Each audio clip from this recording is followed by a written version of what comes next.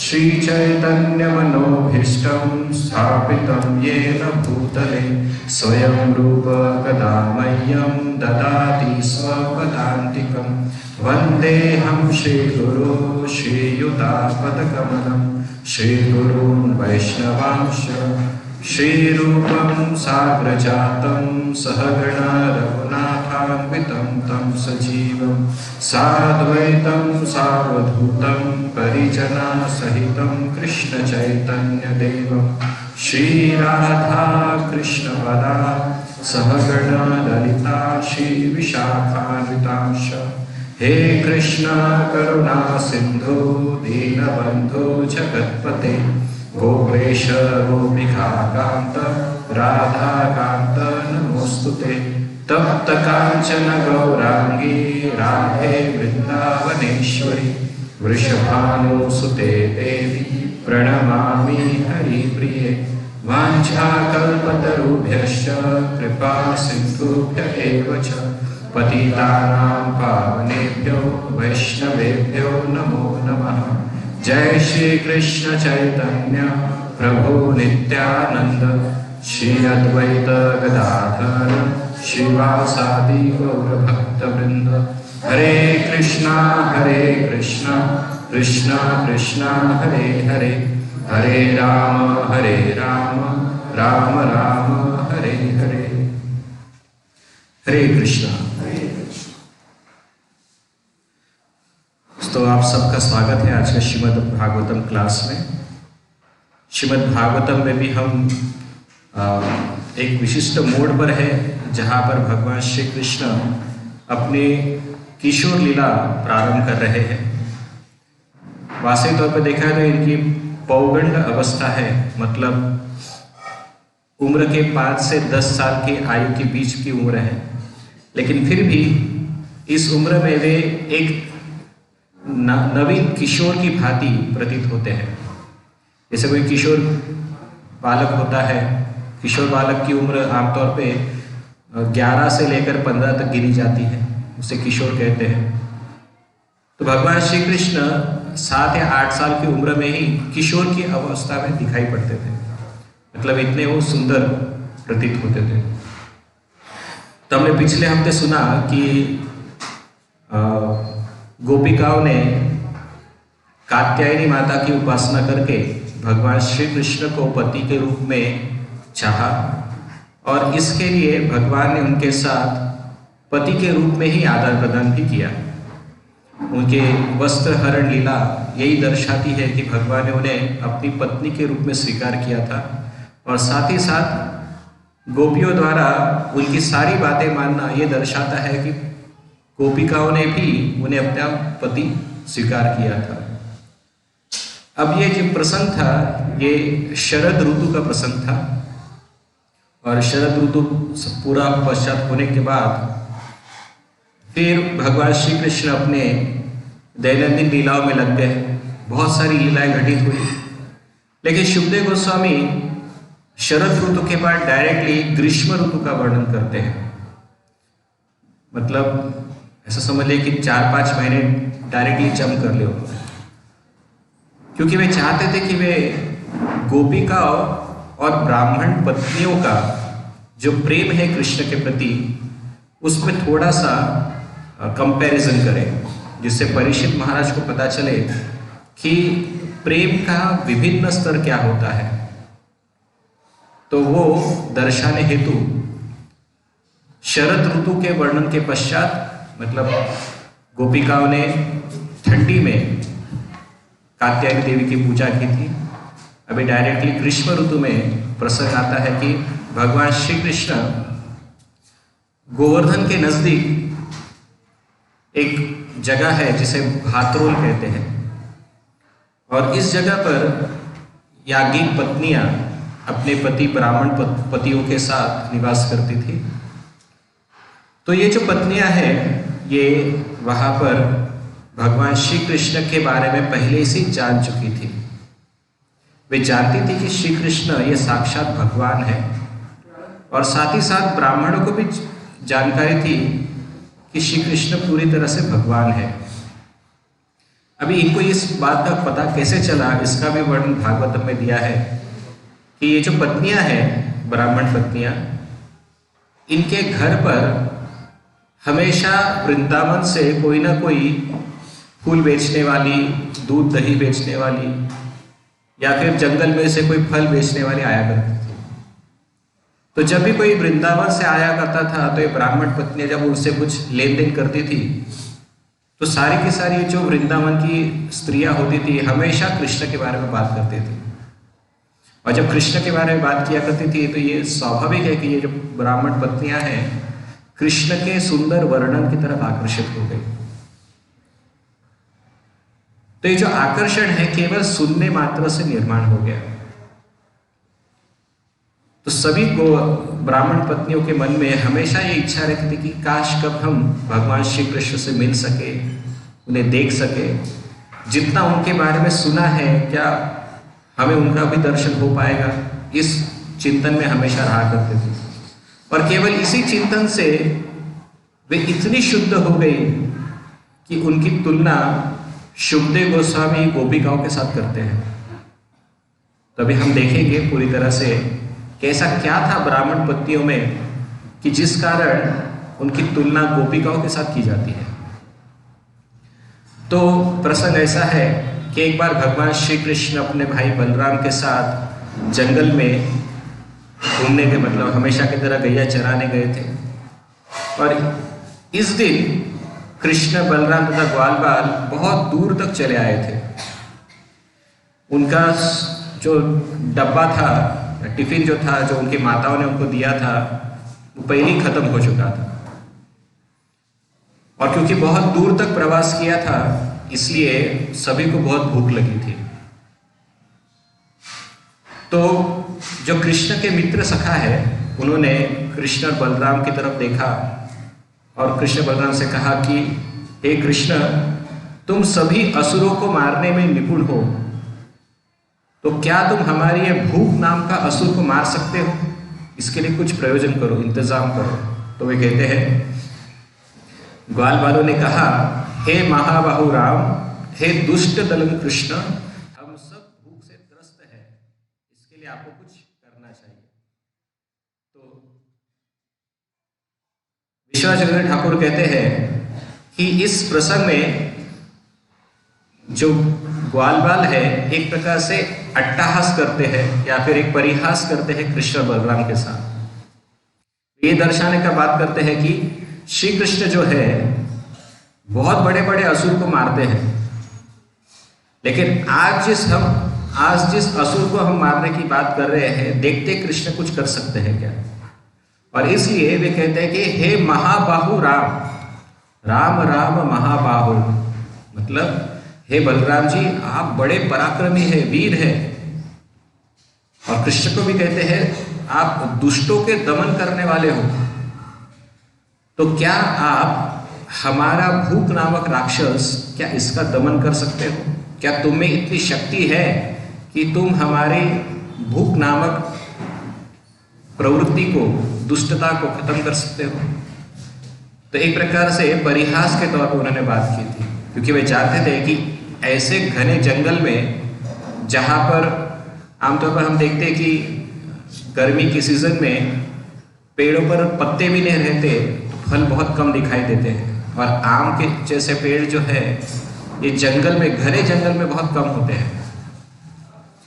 तो इस प्रसंग में उन्होंने सोचा कि देखते भी कृष्ण किस प्रकार से हमारी भूख मिटा सकते हैं।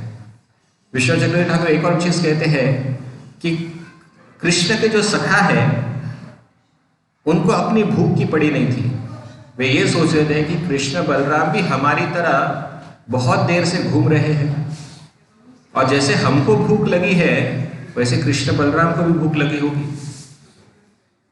तो यदि हम कहेंगे कृष्ण को कि आप अपनी भूख के लिए कुछ प्रयोजन करो तो कृष्ण बलराम टाल देंगे, लेकिन वे जानते थे यदि हम हमारी भूख की बात करें तो कृष्ण कुछ ना कुछ जरूर कर देंगे। तो इस वजह से भी ग्वाल सखाओं ने अपने भूख का कारण बनाकर कृष्ण बलराम के सामने प्रस्तुतिकरण किया। तो ये दर्शाता है कि प्रेम ऐसा होता है। मित्रता में स्वयं के स्वार्थ का विचार न कर कर हमारे मित्र को क्या पसंद आएगा, हमारे मित्र का हित किसमें है, ये सोचना वास्तविक तौर पे मित्रता का लक्षण होता है। और हम यही लक्षण कृष्ण के सखाओं में भी देखते हैं। शुभदेव गोस्वामी आगे कहते हैं, ग्वाल बालों द्वारा इस प्रकार प्रार्थना किए जाने पर देवकी पुत्र भगवान ने अपने कुछ भक्तों को, जो कि ब्राह्मण पत्नियां थी, प्रसन्न करने की इच्छा से इस प्रकार उत्तर दिया। तो जब कृष्ण बलराम ने बालकों की ये बात सुनी तो बलराम जी ने कृष्ण की तरफ देखा और कहा कृष्ण से कि बात तो सही है, भूख तो हम सबको लगी है, कुछ करो इसके लिए। तुरंत कृष्ण के मन में विचार आया कि नजदीक ही भाद्रोल नामक जगह है जहां पर उनके बहुत ही परम भक्त ब्राह्मणों की पत्नियां निवास करती हैं, और ये ब्राह्मण जो है उस जगह पर यज्ञ करने में लगे हुए हैं। तो भगवान श्री कृष्ण क्योंकि अपने भक्तों की सारी इच्छा जानते हैं और वे जानते थे कि ब्राह्मण पत्नियों को मेरे दर्शन की अभिलाषा भी है, तो वे अपने मित्रों से कहते हैं कि तुरंत आप वहां पर जाओ, उस गांव में जाइए जहां पर ब्राह्मण यज्ञ कर रहे हैं, और ब्राह्मण से जाके कुछ याचना करो। तो वे कहते हैं, भगवान कृष्ण ने कहा, तुम लोग यज्ञशाला में जाओ जहां वैदिक आदेशों में निपुण ब्राह्मणों का एक समूह स्वर्ग जाने की इच्छा से इस समय आंगिरस यज्ञ कर रहा है। हे ग्वाल वालों, तुम वहां जाकर कुछ भोजन मांग लाओ, उनसे मेरे बड़े भाई भगवान बलराम का तथा मेरा भी नाम बतलाना और बताना कि उन्होंने ही हम लोगों को भेजा है। भगवान से यह आदेश पाकर ग्वाल बालों ने वहां जाकर निवेदन किया। वे ब्राह्मणों के समक्ष विनयपूर्वक हाथ जोड़कर खड़े रहे और फिर भूमि पर लेटकर उन्हें नमस्कार किया। तो हम जब इस प्रकार से भागवत का कथा पढ़ते हैं तो बहुत ही सिंपल और सरल ये सब लाइनें लगती हैं, लेकिन इन सब लाइनों के बीच में बहुत सारी घटनाएं घटती रहती है और ये हमारे पूर्ववर्ती आचार्य बहुत अच्छी तरह से समझाते हैं। यहाँ पे कुछ चीजें जो समझनी है, कहते ना, सीइंग बिटवीन द लाइन्स या अंडरस्टैंडिंग बिटवीन द लाइन्स। तो यहाँ पर भी शुभदेव गोस्वामी मतलब भगवान श्री कृष्ण ने जो भी कहा, सबसे पहला कि ब्राह्मण पत्नियां उनकी भक्त थी, ब्राह्मण भक्त नहीं थे। तो श्री कृष्ण ने ग्वाल बालों को ब्राह्मणों के पास क्यों भेजा, डायरेक्टली ब्राह्मण पत्नियों के पास क्यों नहीं भेजा, ये सवाल उत्पन्न होता है। तो इसका उत्तर हमारे आचार्य देते हैं कि भगवान श्री कृष्ण ब्राह्मणों के तुलना में ब्राह्मण पत्नियों की भक्ति कितनी महान है, ये दर्शाने के लिए उन्होंने पहले ब्राह्मणों के पास भेजा। ठीक है। और दूसरा, जो ग्वाल सखा है वो कृष्ण बलराम को परिहास में उनका शौर्य, मतलब परिहास जैसे कहता कि एक सार्कास्टिकली बात करना, तो भगवान अपने मित्रों को थोड़ा सा अपमानित करवाना चाहते थे। जैसे इसके लिए एक उदाहरण आता है रामायण में से। आप सबको शायद पता होगा कि जब सुग्रीव और बाली का युद्ध हो रहा था, तो सुग्रीव और बाली जुड़वा होने के नाते या एक जैसे दिखने के नाते श्री रामचंद्र ने कहा सुग्रीव से कि मैं पहचान नहीं पाया और इसलिए मैं बाण नहीं मार पाया। तो क्या भगवान रामचंद्र पहचान नहीं सकते थे? क्या रामचंद्र में कुछ इतना समझ नहीं सकते कि सुग्रीव कौन है, बाली कौन है? ऐसा नहीं था, क्योंकि सुग्रीव, ऐसा वर्णन आता है, हमारे आचार्य बताते हैं कि सुग्रीव ये केवल श्री रामचंद्र का ही सम्मान करते थे, वे लक्ष्मण का सम्मान नहीं करते थे। और इसका उदाहरण देते हुए कहते हैं कि जब राम और लक्ष्मण पहली बार सुग्रीव से मिलने के लिए आए और हनुमान जी ने राम और लक्ष्मण का परिचय कराया, तो सुग्रीव जी श्री रामचंद्र को बहुत आदरता पूर्वक अपने नजदीक बिठाते हैं, बैठने के लिए आसन देते हैं, लेकिन लक्ष्मण के लिए आसन नहीं बिठाते। जब हनुमान जी देखते हैं कि सुग्रीव जी ये एक शिष्टाचार भूल रहे हैं, तो वे तुरंत एक टहनी तोड़ते हैं और टहनी से वो जगह साफ करके लक्ष्मण जी के लिए बैठने के लिए आसन बना देते हैं। तो श्री रामचंद्र ये सब देखते हैं कि सुग्रीव जो है मेरी सेवा में तत्पर तो है, लेकिन मेरे जो प्रिय भक्त है उसकी सेवा नहीं कर रहा। तो आचार्य बताते हैं कि इसी वजह से श्री रामचंद्र ने पहले सुग्रीव जी को फटकाया, मार खिलवाया, और तब जाकर नेक्स्ट इंसिडेंट में, अभी नेक्स्ट इंसिडेंट का भी वर्णन अगर रामायण पढ़ेंगे आप तो हम सुनते ना कि गले में वो हार था सुग्रीव के, जो बाली और सुग्रीव में अंतर दर्शाता था। लेकिन अगर आप रामायण को प्रसंग पढ़ेंगे तो पता चलेगा वो हार कब का टूट के गिर चुका था। सुग्रीव और बाली के बीच में जब युद्ध हुआ तो वह हार कब का टूट के गिर चुका था। तो फिर रामचंद्र ने उस समय कैसे फिर बाली कौन है, सुग्रीव कैसे पहचाना। तो ये सब श्री रामचंद्र ने ये दर्शाने हेतु किया कि यदि कोई भक्त केवल मेरी ही उपासना करता है या मुझे ही सम्मान देता है तो भगवान को ज्यादा प्रिय नहीं होता। भगवान चाहते हैं कि मेरा भक्त जो है वो मेरे भक्तों का भी उतना ही सम्मान करे जितना वो मेरा करता है, और साथ ही साथ मेरे भक्तों का परिहास में क्यों ना हो अपमान न करे, ये भी वो चाहते हैं। तो कभी कभी हम भक्तों का ऐसे हंसते हंसते मजाक पे अपमान भी कर देते हैं, तो कभी कभी भक्त उसे भी मजाक में ले लेते हैं, लेकिन भगवान उसे मजाक में नहीं लेते। तो ये हमें समझना है, बहुत सतर्कता के साथ हमें भक्तों के साथ डीलिंग करना होता है। तो इस प्रसंग में भी ग्वाल सखाओं ने परिहास में शुरू में क्या कहा, हे महाबाहु बलराम, मतलब तुम बहुत बड़े बड़े कारनामे करते हो, क्या ये कारनामा कर सकते हो, हमारी भूख हटा सकते हो क्या। तो एक परिहास में उच्चारण किया शब्द था। तो श्री कृष्ण तथा बलराम जी ने सबसे पहले बच्चों को ब्राह्मणों के पास भेजा, और ब्राह्मणों के पास भेजकर एक प्रकार से ब्राह्मण के द्वारा उनका अपमान करवाया। और वे ब्राह्मणों के पास गए, और ब्राह्मणों के पास जाकर उन्होंने हाथ जोड़कर विनती की कि यहाँ पर कृष्ण और बलराम आए हैं, कृपया करके हमें थोड़ा अन्न प्रदान करें। अभी इस प्रसंग में भी एक वर्णन आता है कि बालकों ने पूछा कि हम किस अधिकार के साथ वो ब्राह्मणों के पास जाए, वो तो यज्ञ करने में बैठे हुए हैं, और यज्ञ करने में बैठे हुए जो लोग हैं ऐसे, और हम है भी कैसे, हम तो जंगल के लोग हैं, ग्वाल बाल है, छोटे बच्चे हैं, और साथ ही साथ ये बड़े बड़े ब्राह्मण हैं, यज्ञ करने वाले ब्राह्मण हैं।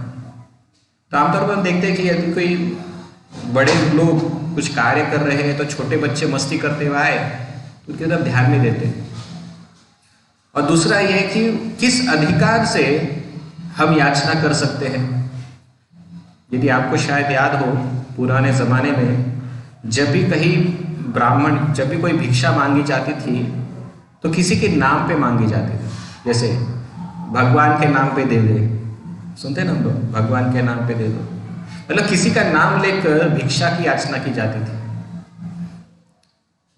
तो बलराम जी और कृष्ण ने कहा ग्वाल मित्रों से कि अगर तुम्हें हिचकिचाहट हो रही है डायरेक्टली भिक्षा मांगने के लिए, तो ये कहो कि कृष्ण और बलराम ने रिक्वेस्ट की है, भिक्षा चाहिए उनको। क्योंकि वे जानते थे कृष्ण और बलराम, ये जो ब्राह्मण है, जानते थे कि कृष्ण बलराम भगवान है, तो भगवान के नाम से वे भिक्षा मांग सकते थे बालक। तो वे यही सोच के फिर ब्राह्मण के पास जाते हैं, और ब्राह्मण का जाके हाथ जोड़ के याचना करते हैं कि कृष्ण बलराम यहाँ पर आए हुए हैं, कृपया करके हमें कुछ अन्न प्रदान करें। वे कहते हैं, ग्वाल वालों ने कहा, हे पृथ्वी के देवताओं, कृपया हमारी बात सुने। भगवान राम तथा भगवान अच्युत यहाँ से निकट ही अपनी गौवें चरा रहे हैं। वे भूखे हैं और चाहते हैं कि आप उन्हें अपने पास से कुछ भोजन दें। अतः हे ब्राह्मणों, हे धर्म के ज्ञाताओं में श्रेष्ठ, यदि आपकी श्रद्धा है तो उनके लिए कुछ भोजन दे दे।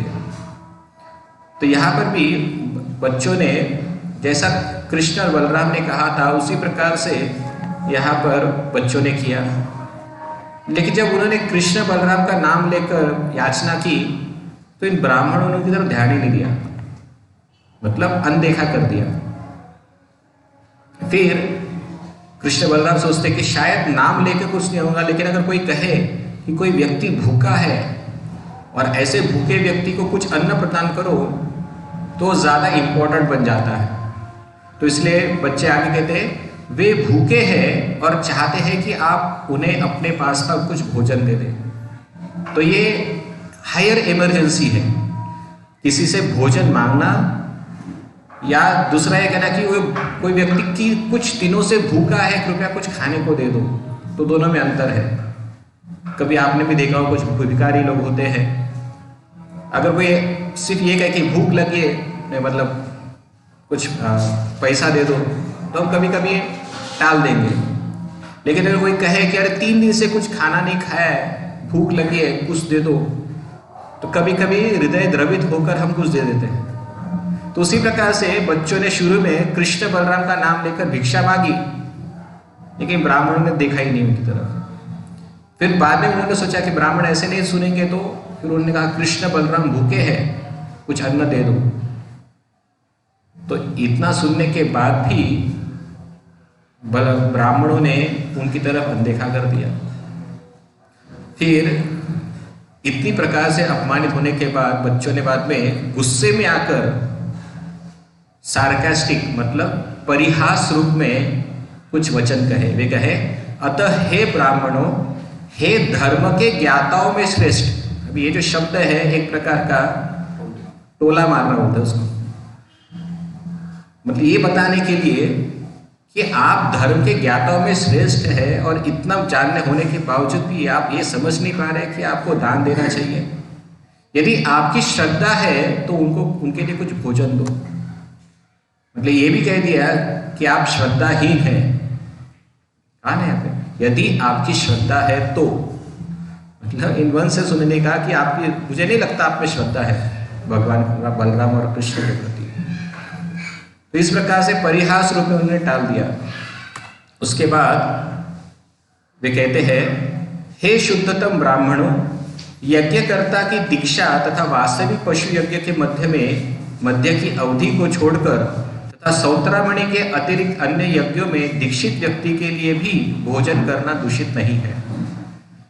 तो जब बहुत देर तक ब्राह्मणों ने कोई रिप्लाई ही नहीं दिया, तो बच्चों ने सोचा कि शायद हो सकता है कि ये जो ब्राह्मण है यज्ञ करने में व्यस्त है, यज्ञ करने की दीक्षा ले चुके हैं, तो शायद ये बीच में उठ नहीं पाएंगे या शायद ये अन्न प्रदान नहीं कर पाएंगे। लेकिन जब उन्होंने देखा कि जो यज्ञ बलि होता है, मतलब जो पशु होता है जिसकी बलि दी जाती है यज्ञ में, वो बलि देकर हो चुका है,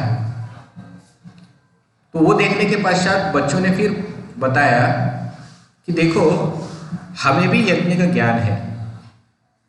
यज्ञ में जो कोई व्यक्ति दीक्षा लेता है, दीक्षा लेने से लेकर पशु बलि के बीच में का जो समय होता है उसमें कोई अन्न ग्रहण नहीं कर सकता। लेकिन एक बार पशु की बलि हो जाए, यज्ञ में पशु की बलि जब हो जाती है तो उसके बाद अन्न ग्रहण किया जा सकता है, क्योंकि व्रत पूरा हो जाता है। तो जब बच्चों ने देखा कि पशु की बलि हो चुकी है, तब उन्होंने कहा ये शास्त्रोक्त है कि अभी आप अन्न प्रदान कर सकते हैं। अभी आप ये भी नहीं कह सकते कि भाई हम दीक्षित हैं, तो दीक्षित होने के नाते हम अभी आपको खाना नहीं दे सकते, आप बाद में आओ। तो इस वजह से भी बच्चे बता रहे, हमारे आचार्य बताते हैं कि ये बच्चे साधारण से ग्वाले थे, इनको ये अलग अलग प्रकार के यज्ञ के बारीकियां ये इनको कहाँ से पता चली।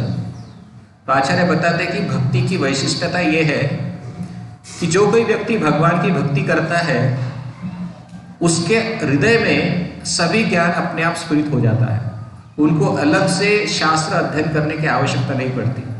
और हम देखते भी हैं कि बहुत सारे जो महान भक्त होकर गए हैं, कई तो अनपढ़ भी थे, निरक्षर थे, लेकिन फिर भी उन्हें शास्त्र के पूरे मर्म का ज्ञान हुआ करता था।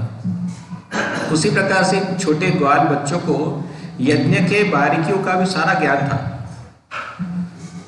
तो ये सब सुनने के बाद ब्राह्मण आपस में एक दूसरे के पास देखने लगे और उन्होंने सोचा कि बच्चे तो सही तरह बात कर रहे हैं, नियमों के अनुसार हम इनको अन्न दे सकते हैं, लेकिन फिर भी ब्राह्मण जो थे वे अपने कर्म कांड में इतने व्यस्त थे कि उन्होंने फिर भी बच्चों की बातों को अनसुना। ये सोचे कि ये बच्चे हैं, ये बालक है, बालों की तरफ ध्यान नहीं देना चाहिए।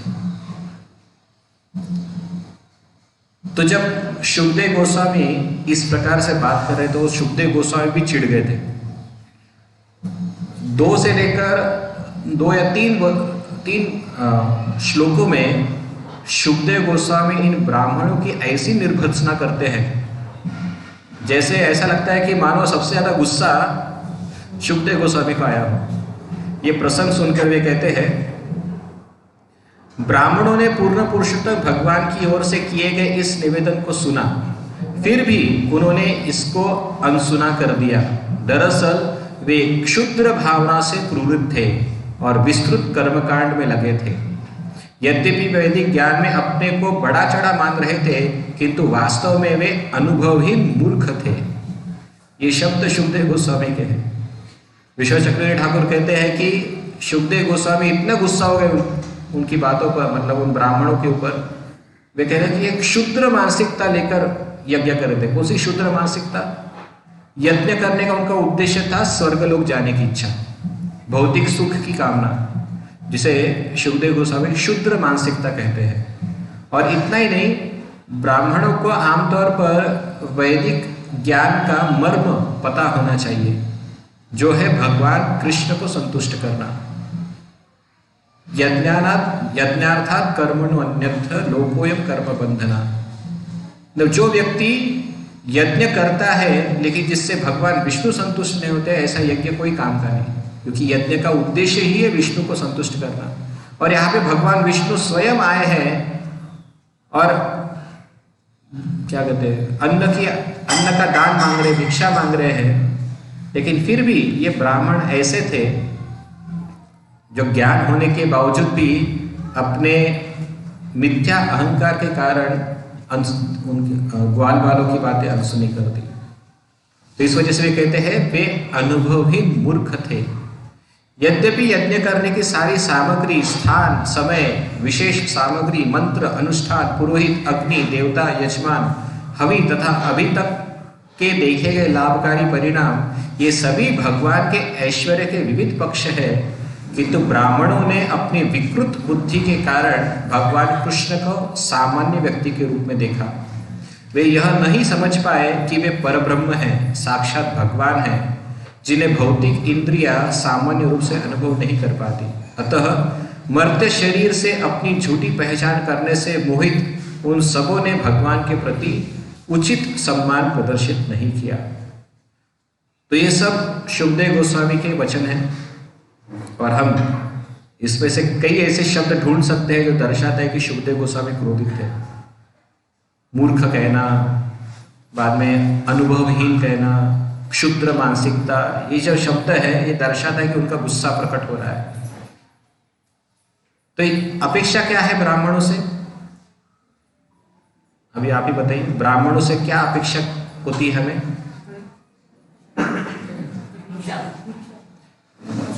मतलब भगवान विष्णु जिस वस्तु से संतुष्ट हो वो पहले करना चाहिए, ये ब्राह्मणों से पहले अपेक्षा होती है। भगवान विष्णु की संतुष्टि ये प्रथम प्राधान्य होता है। लेकिन वो छोड़कर अपने अहंकार में मद होकर भगवान का तिरस्कार करना, भगवान की बातों को अनदेखा करना, ये दर्शाता है कि वे अनुभवहीन ब्राह्मण थे। श्रील प्रभुपाद भगवान श्री कृष्ण नामक पुस्तक पे बताते हैं, और साथ ही साथ भक्ति विनोद ठाकुर भी इन ब्राह्मणों के द्वारा भक्ति में आने वाले अनर्थों के बारे में जब समझाते हैं तो बता दें कि ब्राह्मण जो है, ये ब्राह्मणों की जो मानसिकता है ये दर्शाती है कि एक औपचारिक भक्ति करने वाला व्यक्ति कैसे बर्ताव करता है। मतलब हम सब भक्ति करते हैं, लेकिन कभी कभी भक्ति करते हुए हम औपचारिकता के तौर पे भक्ति करना प्रारंभ करते हैं। औपचारिकता मतलब सुबह उठना, जप करना, भगवान की सेवा करना, शास्त्र अध्ययन करना और बाद में सेवा करके सो जाना। कभी कभी ये सब औपचारिक बन जाता है, जबकि ये सारे जो पॉइंट्स हैं ये सारे हमारे भक्ति में प्रगति करने के लिए आवश्यक होते हैं, लेकिन कभी कभी ये सब रूटीन बन जाता है, मैकेनिकल बन जाता है। तो हम जब ये सब करते हैं तो ऐसा लगता है कि हम भक्ति तो कर रहे हैं, लेकिन एक्चुअली भक्ति नहीं होती उससे।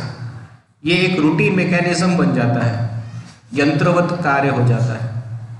और जब ऐसा यंत्रवत कार्य होने लगता है तो बहुत बार ये देखा जाता है कि व्यक्ति अहम भाव में आकर दूसरों में खोट ढूंढता है। कभी आपने नोटिस किया होगा, पता नहीं, लेकिन थोड़ा सोचिए। कभी कभी कुछ भक्त, लेट से एक उदाहरण के तौर पर बताता हूँ, एक व्यक्ति हर रोज मंगल आरती में आया करता था, हर रोज, मतलब बिना मिस किए, और जपा भी ठीक से करता था, सब ठीक ठाक चलता था, सुबह का मॉर्निंग प्रोग्राम। लेकिन धीरे धीरे क्योंकि वो इतने कंसिस्टेंटली सुबह के मॉर्निंग प्रोग्राम में रहता था, तो कभी कोई भक्त नहीं आता तो कभी वो कहता, देखो ये इतना सीनियर हो गया, इतना दीक्षा हो गया, लेकिन फिर भी रेगुलर नहीं आता। तो ये क्या है? क्योंकि मैं आ रहा हूं, मैं ये नियमों का पालन कर रहा हूं और वो नहीं कर रहा है, मतलब मैं उनसे सुपीरियर हूं, ये दर्शाने का एक प्रकार है ये। हाँ, अहंकार हो गया। तो ये अहंकार कभी कभी आ जाता है। कभी कभी इसको कहते हमारे इस्कॉन की भाषा में इसे कहते रिफॉर्मेशन मोड। मतलब कभी कभी भक्त जो होते हैं रिफॉर्मेशन मोड में आ जाते हैं। एक और भक्त का नाम नहीं लूंगा, लेकिन कैसा रिफॉर्मेशन मोड होता है देखो। एक भक्त थे जो हमेशा श्रीमद् भागवतम क्लास में आया करते थे रेगुलर, और क्योंकि उनकी दीक्षा नहीं हुई थी तो वे दीक्षा न होने के कारण हमारे इस्कॉन मंदिर में नियम है कि केवल दीक्षित भक्त ही भागवत क्लास दे सकता है, ऐसा एक नियम है। तो वे अपना नियमित तौर पे सुबह का भागवतम क्लास में आते थे, और कभी कभी जब कोई क्लास में बैठा रहता, मतलब प्रवचन देने वाला बैठा रहता था, तो उसका प्रवचन सुनने के बाद कभी कभी वो कंप्लेंट करते थे, देखो ये इतने सीनियर है, दीक्षा हो गई है, लेकिन स्वयं कभी भागवतम क्लास में मुझे आकर बैठे हुए दिखाई नहीं दिए। हाँ, लेकिन जब उनका खुद का क्लास होता है तो अपने आप टाइम निकल जाता है। तो मैंने कहा, प्रभु जी ऐसा नहीं होता, अपने अपने कुछ गृहस्थ के कार्य होते हैं, व्यस्त होता है हर कोई व्यक्ति। देखिए, तो अगर व्यस्त है तो हमेशा व्यस्त होना चाहिए। खुद का क्लास है तो टाइम मिल जाता है, लेकिन जब दूसरे का क्लास लेता तो बैठने के लिए टाइम नहीं होता उनके पास। और हम देखते हैं कि जब कोई ऐसा व्यक्ति अपने कर्तृत्व का या अपने नियमों का अहंकार कर लेता है और रिफॉर्मेशन मोड में आता है, तो धीरे धीरे उसका पतन स्वाभाविक होता है।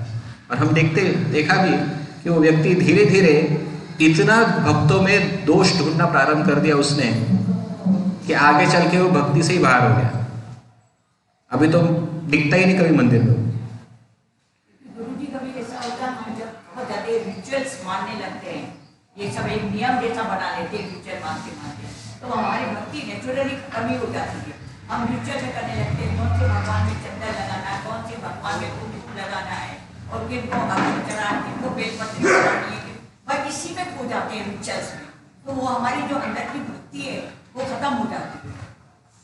तो भक्ति उससे खत्म नहीं होती। भक्ति कब खत्म होती है? जब हम दूसरों में खोट देखना प्रारंभ करते हैं। अभी आपने देखा ब्राह्मण जो है वो मैकेनिकल, जैसा आपने कहा मैकेनिकल बन जाता है सब कुछ, उसी में रिचुअल में लग जाते हैं। तो रिचुअल में लगना गलत नहीं है, ये बात सच है कि रिचुअल के साथ स्पिरिट होना चाहिए, लेकिन भगवान ये भी कहते हैं कि अगर तुम्हें स्पिरिट नहीं है, कम से कम रिचुअल के तौर पे करो, तुम्हारा शुद्धिकरण हो जाएगा। गलती कब होती है? जब रिचुअल करते करते हमारे अंदर अहंकार होता है और दूसरों में खोट देखना प्रारंभ कर देते हैं कि मैं इतना करता हूँ, मैं इतना शुद्धता से कर रहा हूँ, ये लोग तो कुछ भी नहीं है, मैं इतना भगवान की भक्ति करता हूँ, ये लोग तो कुछ भी नहीं करते। कंपैरिजन मतलब दूसरों में दोष ढूंढना, तो वो ज़्यादा हानिकारक है।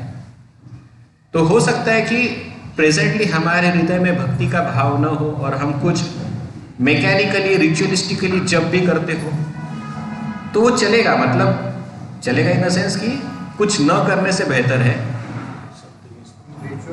लेकिन रिचुअल भक्ति ज़्यादा फायदा नहीं करेगी।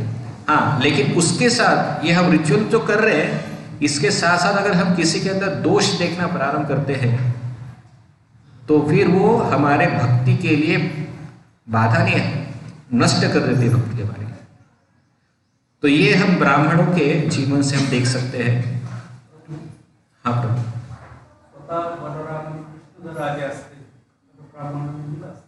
हो जब प्रभु जी का सवाल है कि अगर कृष्ण बलराम अगर स्वयं आए रहते तो क्या ब्राह्मणों दे दिया रहता?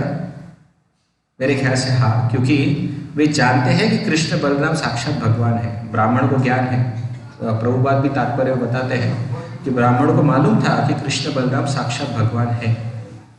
तो यहाँ पर लेकिन ये बच्चे आए थे तो बच्चों को क्या कर दिया? अनदेखा कर दिया। कल्पना करो हमारा भागवतम क्लास चालू है, कल्पना कीजिए कि भागवतम क्लास, ये भी एक प्रकार का यज्ञ है। इतने सारे ब्राह्मण यहाँ पे बैठे यज्ञ में, सब लोग आप सब बैठे हैं और अचानक से 3-4 छोटे छोटे बच्चे यहाँ पर खेलते खेलते आ जाते हैं और कहने लगते हैं आप सबसे कि हमें भूख लगी है, खाना चाहिए। आप क्या कहेंगे? अरे भागो यहाँ से, क्लास चल रहा है, बोलेंगे ना आप। हम लोग आमतौर पर सोचेंगे छोटे से बच्चे, क्या इतना महत्व दे रहा है इनकी बातों का। लेकिन ये जो छोटे से बच्चे थे, ये छोटे से बच्चे कृष्ण बलराम का नाम ले रहे थे। वो छोटे से बच्चे आएंगे, कहेंगे प्रभु जी प्रवचन बंद करो, हमको भूख लगी, कृष्ण बलराम वहाँ पे बैठे हैं, खेल रहे हैं, मतलब उनको भूख लगी है वहाँ पे।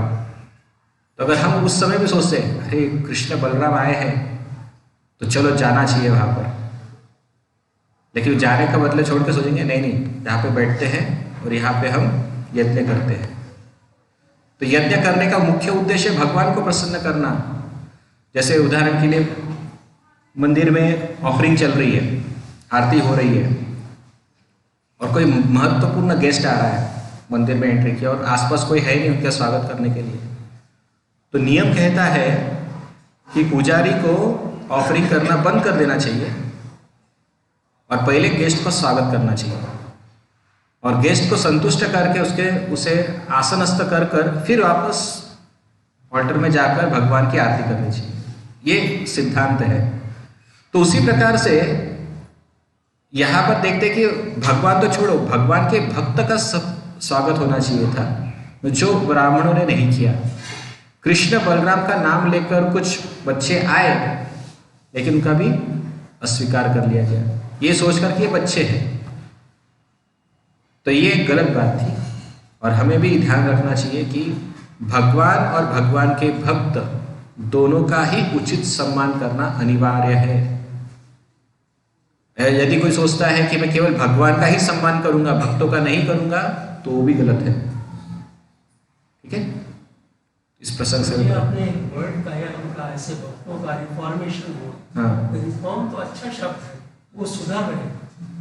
रिफॉर्मेशन वर्ड मतलब अच्छा हो। अच्छा, आपका बात सही है, लेकिन वो रिफॉर्मेशन का हेतु क्या है?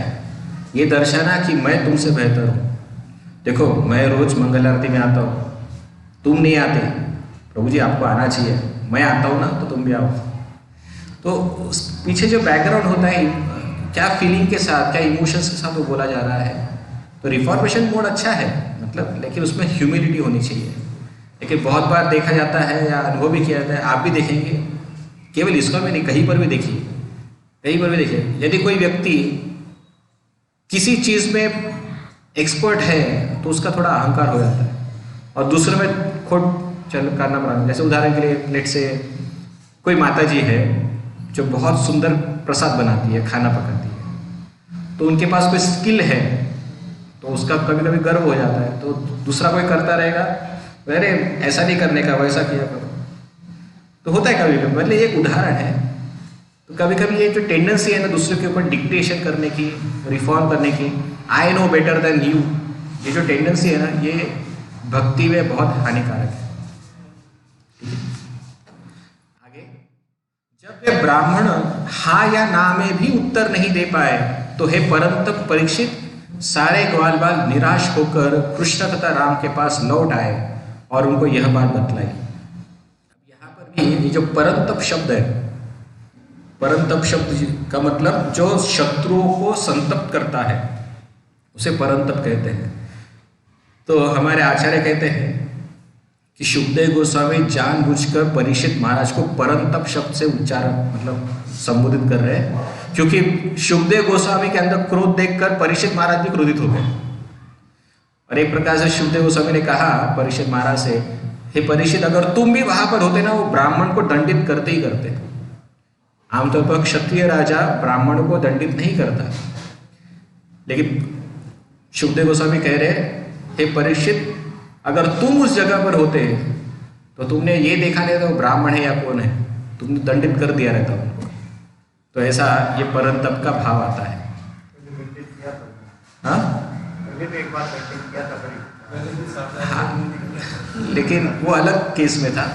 लेकिन यहाँ पर कृष्ण का इतना अवमानना, अभी यहाँ पर जो बच्चे हैं निराश होकर कृष्ण बलराम के पास जाते हैं, तो जो कुछ हुआ था उसे सुनकर ब्रह्मांड के स्वामी भगवान हंसने लगे। तत्पश्चात उन्होंने पुनः ग्वाल वालों को इस जगत में जिस तरह लोग कर्म करते हैं उस मार्ग को दिखलाते हुए संबोधित किया। तो यहाँ पे बताया है, ग्वाल वालों को सांत्वना दी और कहा कि इस जगत की रीत कैसी है वो समझो। तो क्या जगत की रीत सिखाई सामने। तो यहाँ पर जब भी कोई भिक्षा मांगने जाता है तो ये अपेक्षा मत करो कि मिलेगी। कभी कभी फटके मिलते हैं, कभी कभी क्या बोलते हैं उसको, अपशब्द सुनने को मिलते हैं, अपमान भी हो जाता है। तो जो याचक होता है उसे कभी भी चॉइस करने का अधिकार नहीं होता है। The beggars are not the choosers, ऐसा एक कहावत है। तो हम सब जो है, जो भगवान की भक्ति कर रहे हैं, हम क्या कर रहे हैं, भगवान से भिक्षा मांग रहे हैं, भगवान आप आपकी भक्ति हमें प्रदान करो। तो कभी भगवान देंगे, नहीं तो नहीं देंगे। कोई ये नहीं कह सकता कि भगवान इतने जन्मों तक, मतलब इतने सालों तक मैंने आपका इतना माला जप किया, इतनी आपकी पूजा की, इतनी आपकी सेवा की, और अभी तक आपने मुझे भक्ति प्रदान नहीं की। ऐसा कंप्लेंट नहीं कर सकते। हम याचक हैं, याचक होने के नाते देने वाला व्यक्ति अगर देना चाहे तो दे देगा, नहीं देना चाहे तो नहीं देगा। याचक को हमेशा कृपा की अभिलाषा करते हुए हाथ फैला के रखने चाहिए। ये नियम, मतलब ये एक भिक्षा मांगने का नियम होता है। तो श्री कृष्ण भी बालकों से कह रहे हैं कि तुम्हें बुरा नहीं लगना चाहिए। आप गए ही थे भिक्षा के याचक के रूप में, तो कई बार मिलेगा, कई बार नहीं मिलेगा, तो उससे आपको बुरा नहीं लगना चाहिए। भक्तों को भी इसी प्रकार का जीवन स्वीकार करना चाहिए। और खास तौर पर वानप्रस्थ जीवन में तो याचक भूमिका में ही रहना चाहिए हमको, क्योंकि अभी तक 50 साल की उम्र तक जो गृहस्थ जीवन हमने स्वीकार किया है उसमें हम बॉस थे, है ना, हम बॉस थे। हम जो बोलेंगे होता था घर के अंदर। देने वाले क्या दान देने वाले थे, वो लेने वाले नहीं। हाँ, तो गृहस्थी जीवन में हम दान दिया करते थे, तो देना मालूम था मतलब एक प्रकार से, लेकिन कभी हाथ फैला के बैठे नहीं थे। मुझे याद है, मैं कल ही एक जगह पर गया था, हमारा वीकली प्रोग्राम होता है, लासलगांव में प्रोग्राम लेता हूँ मैं। तो एक व्यक्ति था जिसका बैग चोरी हो गया था। ट्रेन में किसी ने उसका बैग चोरी कर दिया। तो वो और उसके पिता जो बहुत ही अच्छे बैकग्राउंड खानदान से थे, बैकग्राउंड अच्छा था परिवार से, पिता जो थे पूरी तरह से अपाहिज थे। तो ये जो लड़का है प्लेटफॉर्म पर ही बैठा रहा और सोच रहा है कि किसके पास जाऊं, किससे मदद की उम्मीद करूं, क्योंकि वो वहां पे किसी को नहीं जानता था। उसको प्लेटफॉर्म पे इसलिए डाला गया क्योंकि टीसी ने कहा कि तुम्हारा टिकट दिखाओ, लेकिन टिकट तो गया था, चोरी हो गया था। तो टिकट वाले ने बोला कि पैसा दो। फिर बोले मेरे पास पैसा नहीं, कुछ भी नहीं। तो टिकट कलेक्टर को लगा ये बोगस आदमी है, इसको फिर लासनवा स्टेशन पर उतार दिया उसको। तो वो लड़का बोल रहा था कि मैं यहाँ पे किसी को जानता नहीं, मैं किसके पास जाके मदद मांगू। तो सुबह से लेकर रात तक, रात 9-10 बजे तक वो लड़का वहीं पर प्लेटफॉर्म पर था, हिम्मत करके जाता था किसी के पास, लेकिन जैसे ही उसके बाद बात कर जाता तो मुंह से शब्द ही नहीं निकलते थे। अरे कैसे मांगू, कैसे मांगू। ऐसे करते करते सुबह से लेकर रात तक वो दोनों के दोनों, बाप और बेटे दो ही थे, बाप और बेटे दोनों के तो भूखे रहते। तो फाइनली जब मुझे पता चला तो मैंने उनको बताया कि देखो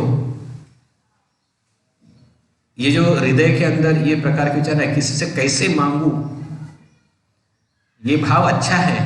हर आदमी के पास जाके भीख मांगना नहीं चाहिए, भीख मांगना गलत बात है, किसी से पैसे मांगना गलत बात है।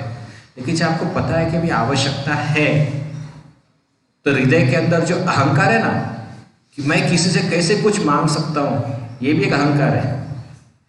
तो ये अहंकार को त्याग करना पड़ता है, और अपने लिए नहीं लेकिन अपने पिता के लिए तो कम से कम मांग सकते हो।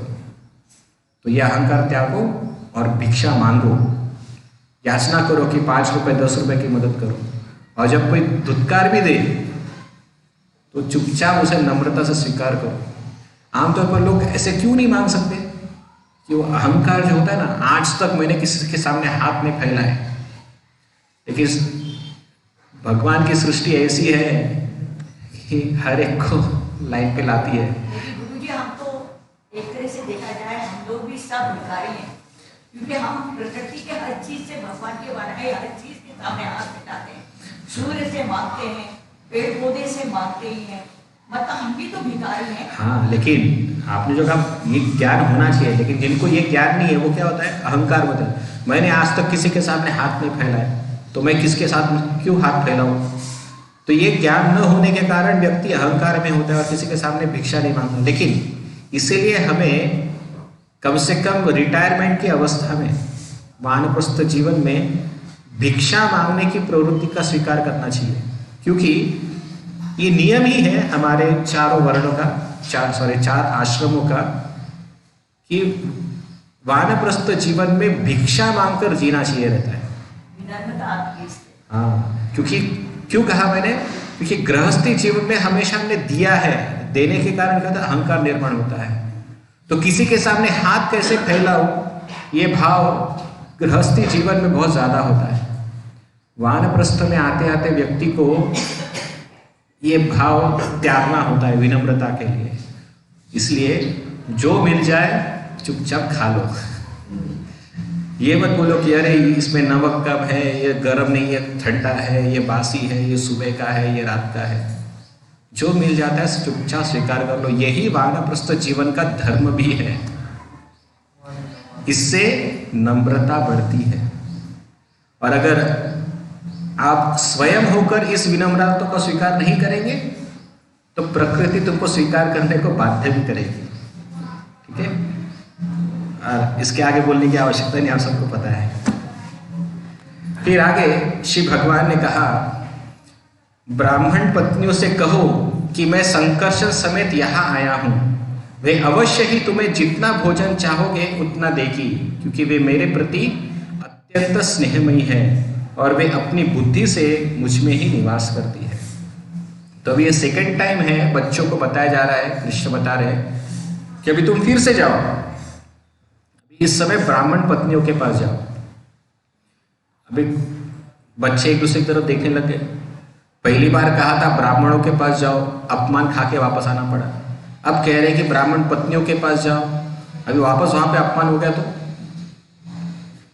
कभी कभी ये विचार आता है मन में कि एक बार इस व्यक्ति का आदेश पालन किया तो अपमानित होना पड़ा, अभी दूसरी बार भी आदेश पालन करने जाऊंगा तो क्या होगा अगली बार। सेम चीज रामायण में भी हम देखते हैं, सुग्रीव और बाली के युद्ध में पहली बार जब सुग्रीव फटके खाकर आया था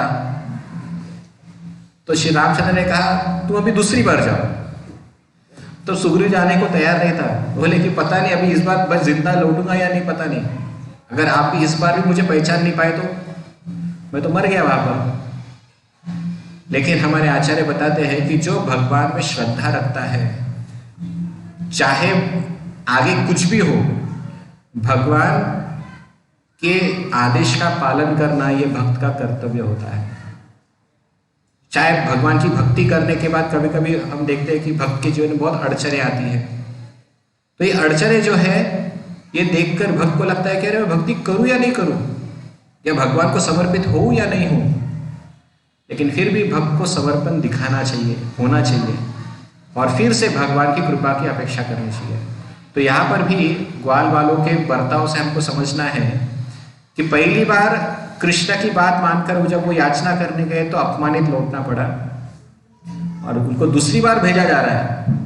अभी सबसे पहली बात है कि अगर आप नेचर देखेंगे स्त्रियों का और पुरुषों का, तो आप नोटिस करेंगे कि जो पुरुष होते हैं तो पुरुषों के पास भिक्षा मांगना आसान होता है, क्योंकि वो ज़्यादा खींच नहीं करना चाहते, ले और निकल ऐसा बोल देते।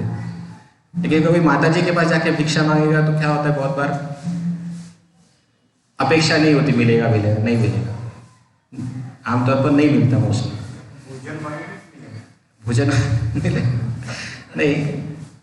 हमारे आचार्य भी बता रहे कि जनरल टेंडेंसी है, जो भीख मांगने वाला भी आदमी होता है ना, जब वो देखता है कि पुरुष के पास, अगर आप किसी भिखारी को भी पूछेंगे तो भी वो भी आपको बताएगा कि ज़्यादा चांसेस किसके पास है पैसे मिलने के, तो वो बताएगा कि पुरुष के पास ज़्यादा पैसे मिलने के चांसेस होते हैं, क्योंकि स्त्री के पास इतना चांस नहीं है, वो टाल देंगी या छोड़ देंगी।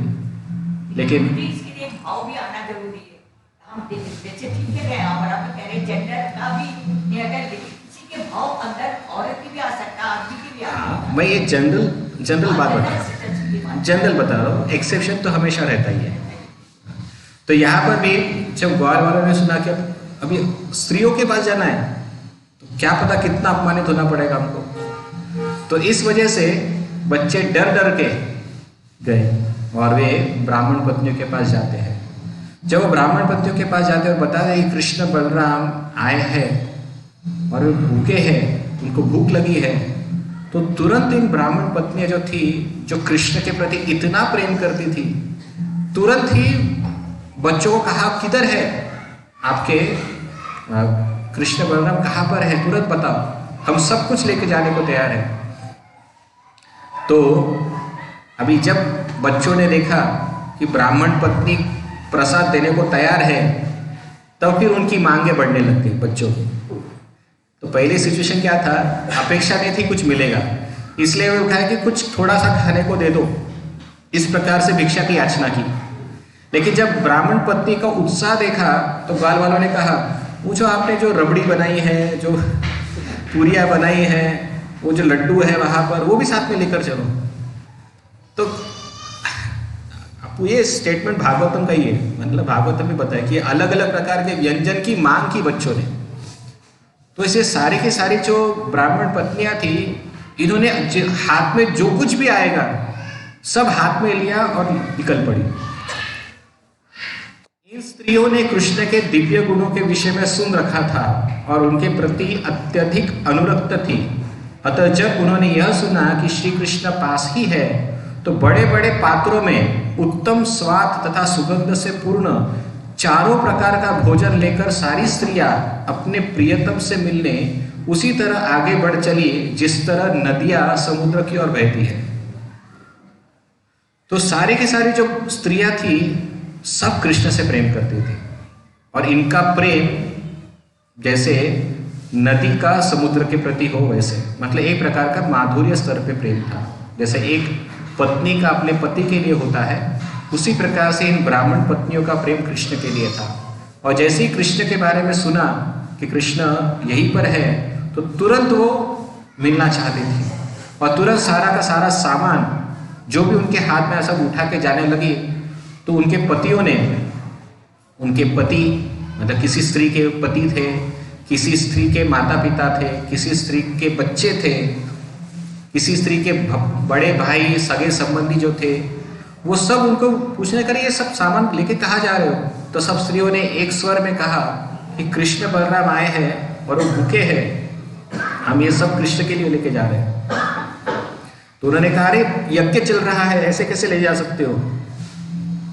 तो जब ब्राह्मण पत्नियां बात मानने को तैयार नहीं थी, तो सभी पुरुषों ने जब देखा इन स्त्रियों का व्यवहार, तो सबको आश्चर्य लगा कि एक अन्य पुरुष के प्रति इस प्रकार का लगाव यह व्यभिचारता का लक्षण है। ऐसा उन पुरुषों ने, ब्राह्मणों ने माना। और उन्होंने कहा कि तुम्हारा पति तुम्हें कह रहा है कि तुम रुको यहाँ पर, यज्ञ स्थली छोड़कर मत जाओ, और तुम अपनी पति की बात नहीं मान रहे हो। कोई पिता जो थे वो कह रहे थे कि मैं तुम्हारा पिता हूँ, तुम पिता की बात नहीं मानोगी। तो ये सारी की जो सारी स्त्रियां थी, किसी की भी बात मानने को तैयार नहीं थी।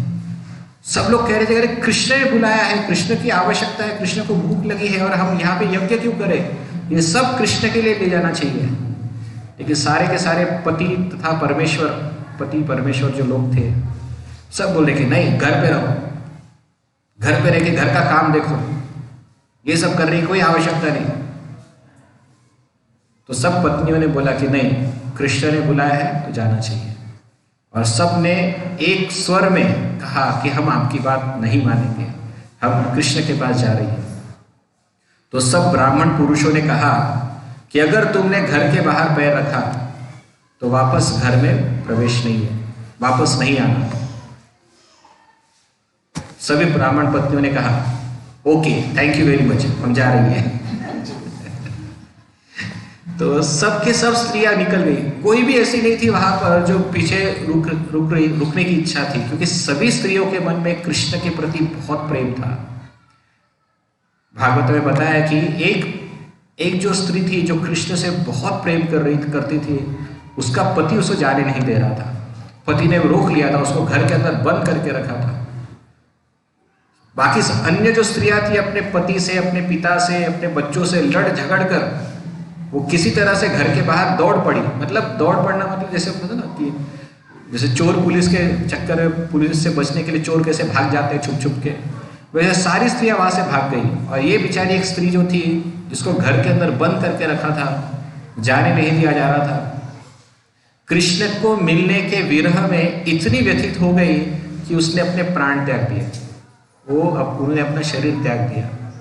लेकिन जैसे उन्होंने अपना भौतिक शरीर त्याग दिया, उनको आध्यात्मिक शरीर प्राप्त हुआ, और उस आध्यात्मिक शरीर में वो फिर से अपनी सखियों के साथ मिल गई और वे भी कृष्ण की तरफ जा चली। तो ये भी एक लक्षण है कि प्रेम का क्या तीव्रता था इन ब्राह्मण पत्नियों का।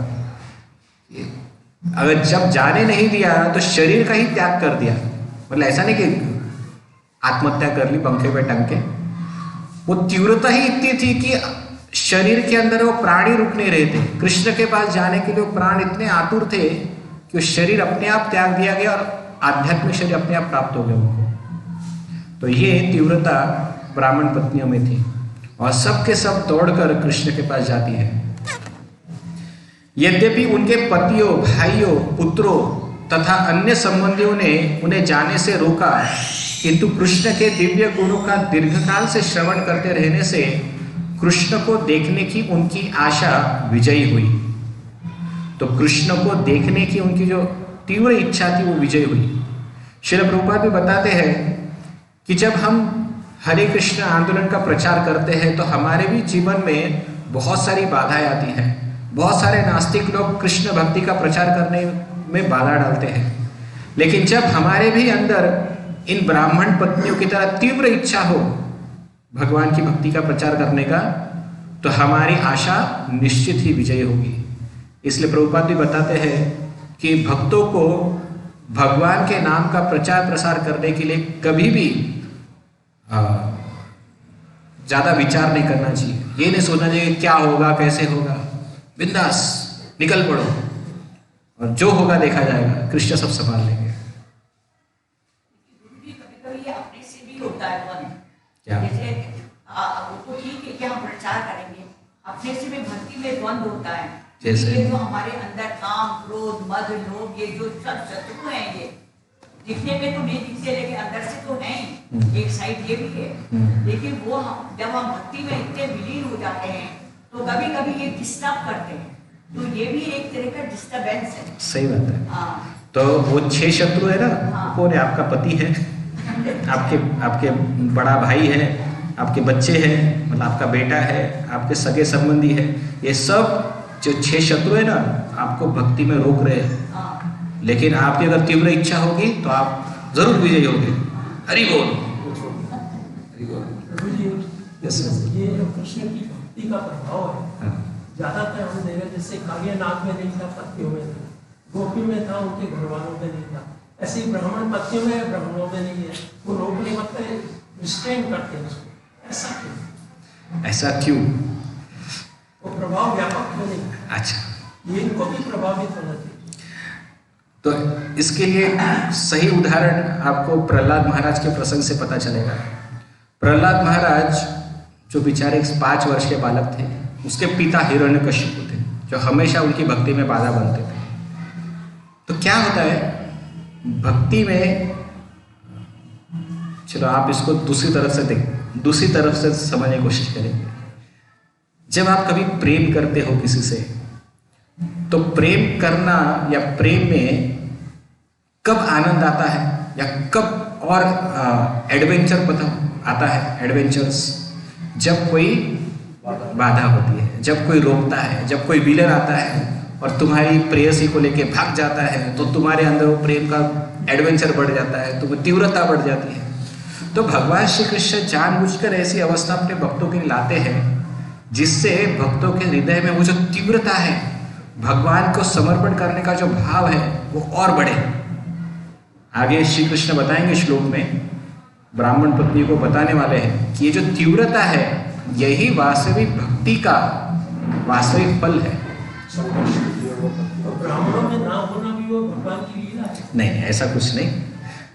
ब्राह्मणों में न होना ये भगवान की लीला नहीं है, वो ब्राह्मणों का स्वयं का चॉइस है।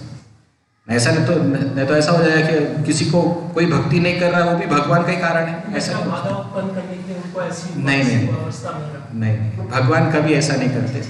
वो ये नास्तिक प्रकृति ही वैसी है कि भक्ति में बाधा उत्पन्न करेंगे। नास्तिक प्रवृत्ति वैसी होती है आमतौर पर, आसुरी प्रवृत्ति, कृष्ण के प्रति बढ़ने से रोकना, ये नास्तिक प्रवृत्ति है। तो ये इसमें भगवान का कोई दोष नहीं है, लेकिन इससे आनंद आता है, भक्ति में बहुत तीव्रता मिलती है। ठीक है, ओके, आगे बढ़े।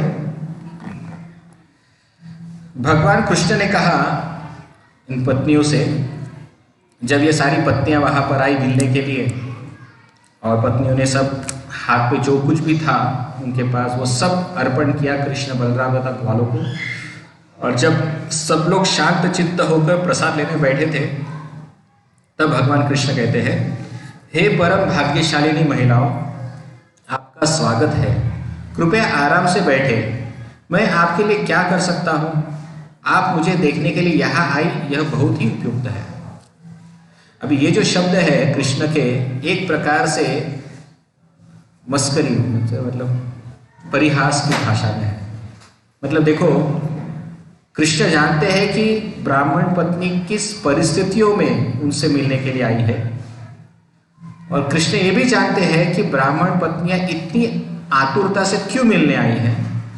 ये सब जानते हुए भी कहते हैं कि आओ बैठो, मतलब एकदम एक प्रकार से होता है ना कि विदाउट एनी इमोशंस कृष्ण बात कर रहे हैं। आ गए, हाँ बैठ जाओ, फॉर्मेलिटी, ठीक है, आ जाओ बैठ जाओ, क्या करूं बताओ आपके लिए।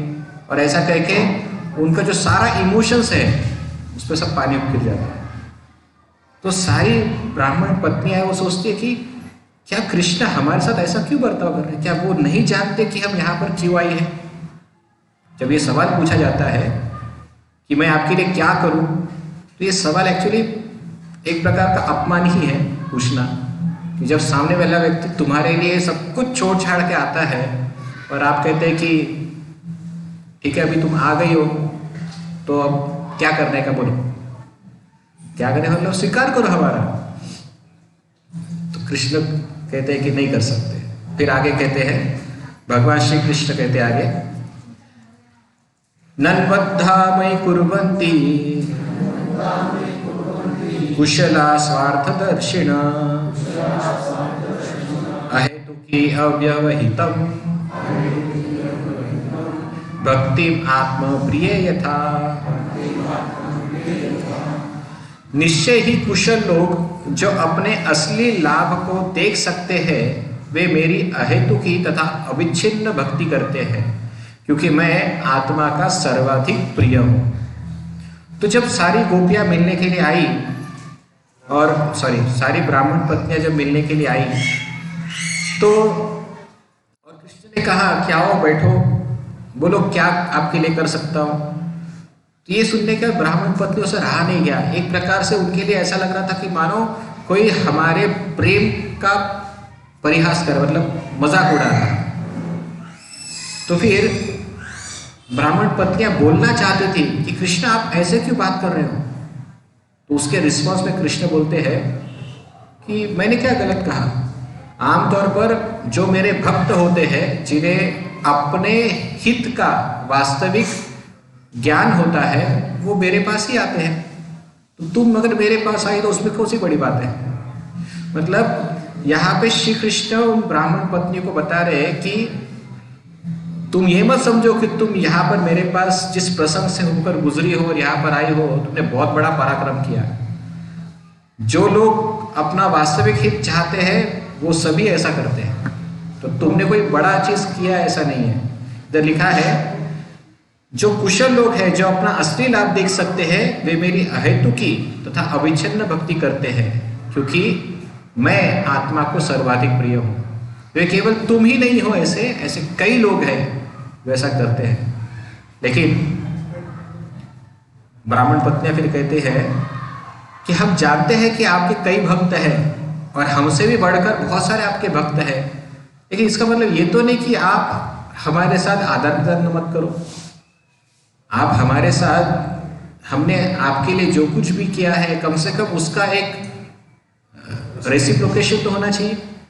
तो उसके लिए भगवान श्री कृष्ण कहते हैं प्राण बुद्धि मन स्वात्मा दारापत्य धनादय यद संपर्का प्रिय आशंस तत कोनु अपरः प्रिय। भगवान श्री कृष्ण कहते हैं आत्मा के संपर्क से ही जीव का प्राण बुद्धि मन मित्रगण शरीर पत्नी संतान संपत्ति इत्यादि उसे प्रिय लगते हैं। अतएव अपने आप से बढ़कर कौन सी वस्तु अधिक प्रिय हो सकती है। तो यहाँ पर भगवान श्री कृष्ण इनडायरेक्टली कहते हैं, मतलब एक प्रकार से टांग खींच रहे श्री कृष्ण यहाँ पर। कभी कभी होता है ना कुछ लोग भक्ति करते हैं, जैसे मैं भी कभी कभी करता हूँ। कोई व्यक्ति कितना भक्ति में दृढ़ है ये जानने के लिए मैं एक प्रकार के नास्तिक वचन बात करने लग जाता हूँ। कभी आपने पता नहीं नोटिस किया है कि नहीं, लेकिन मैं लेक्चर में भी ऐसे आपको सवाल पूछता हूँ, अच्छा तो ऐसा है तो ऐसा क्यों। तो अलग अलग प्रकार से व्यक्ति कितना भक्ति में स्थिर है कितना दृढ़ है ये जानने के लिए कभी कभी नास्तिकतावाद का उपयोग करते हैं हम लोग। हाँ नेगेटिव अप्रोच, मतलब नेगेटिवली, मतलब एक प्रकार का चैलेंजिंग प्रश्न पूछना। जैसे उदाहरण के लिए तुम क्यों भक्ति कर रहे हो, तो कोई सामने वाला उत्तर देगा तो बोला अच्छा तो भक्ति करना केवल कृष्ण की भक्ति क्यों करना चाहिए, इस्कॉन ही क्यों होना चाहिए। तो इस प्रकार के जब हम सवाल पूछते हैं तो पता चलता है व्यक्ति कितना भक्ति में स्ट्रांग है, उसकी जड़ें कितनी डीप रूटेड है भक्ति में। तो उसी प्रकार से भगवान श्री कृष्ण भी जब ऐसे प्रकार के शब्द बोल रहे हैं ये एक्चुअली उनके मन का भाव नहीं है। वे ब्राह्मण पत्नियों के हृदय में जो भक्ति है, भक्ति की तीव्रता है, उसका स्थैर्य कितना है, मतलब how strong they are in their devotional life service, वो देखना चाहते हैं, इसलिए इस प्रकार का बर्ताव कर रहे हैं। वे कहते हैं कि तो आपके साथ आदान प्रदान, आपने ये सब इतना सब जो कुछ किया मेरे लिए, ये मत समझो कि तुमने ये सब मेरे लिए किया। हर कोई व्यक्ति अपने आत्मा को, मतलब अपना आत्मा हर एक किसी को प्रिय होता है, मतलब स्वयं हर किसी को प्रिय होता है। तो उसके लिए जब पत्नी, कोई कहेगा कि मैं पत्नी को चाहता हूँ, एक्चुअली पत्नी को वो नहीं चाहता, वो स्वयं को चाहता है, और क्योंकि वो पत्नी जो है वो तुमसे संबंधित है, इसलिए तुम पत्नी को चाहते हो। कोई ये कहेगा कि मैं अपने बच्चों को चाहता हूँ, तो अपने बच्चों को क्यों चाहता है? क्योंकि वो बच्चे उससे संबंधित है, इस वजह से वो बच्चों को चाहता है। क्योंकि आमतौर पर हर कोई व्यक्ति ज्यादा प्रेम स्वयं से करता है।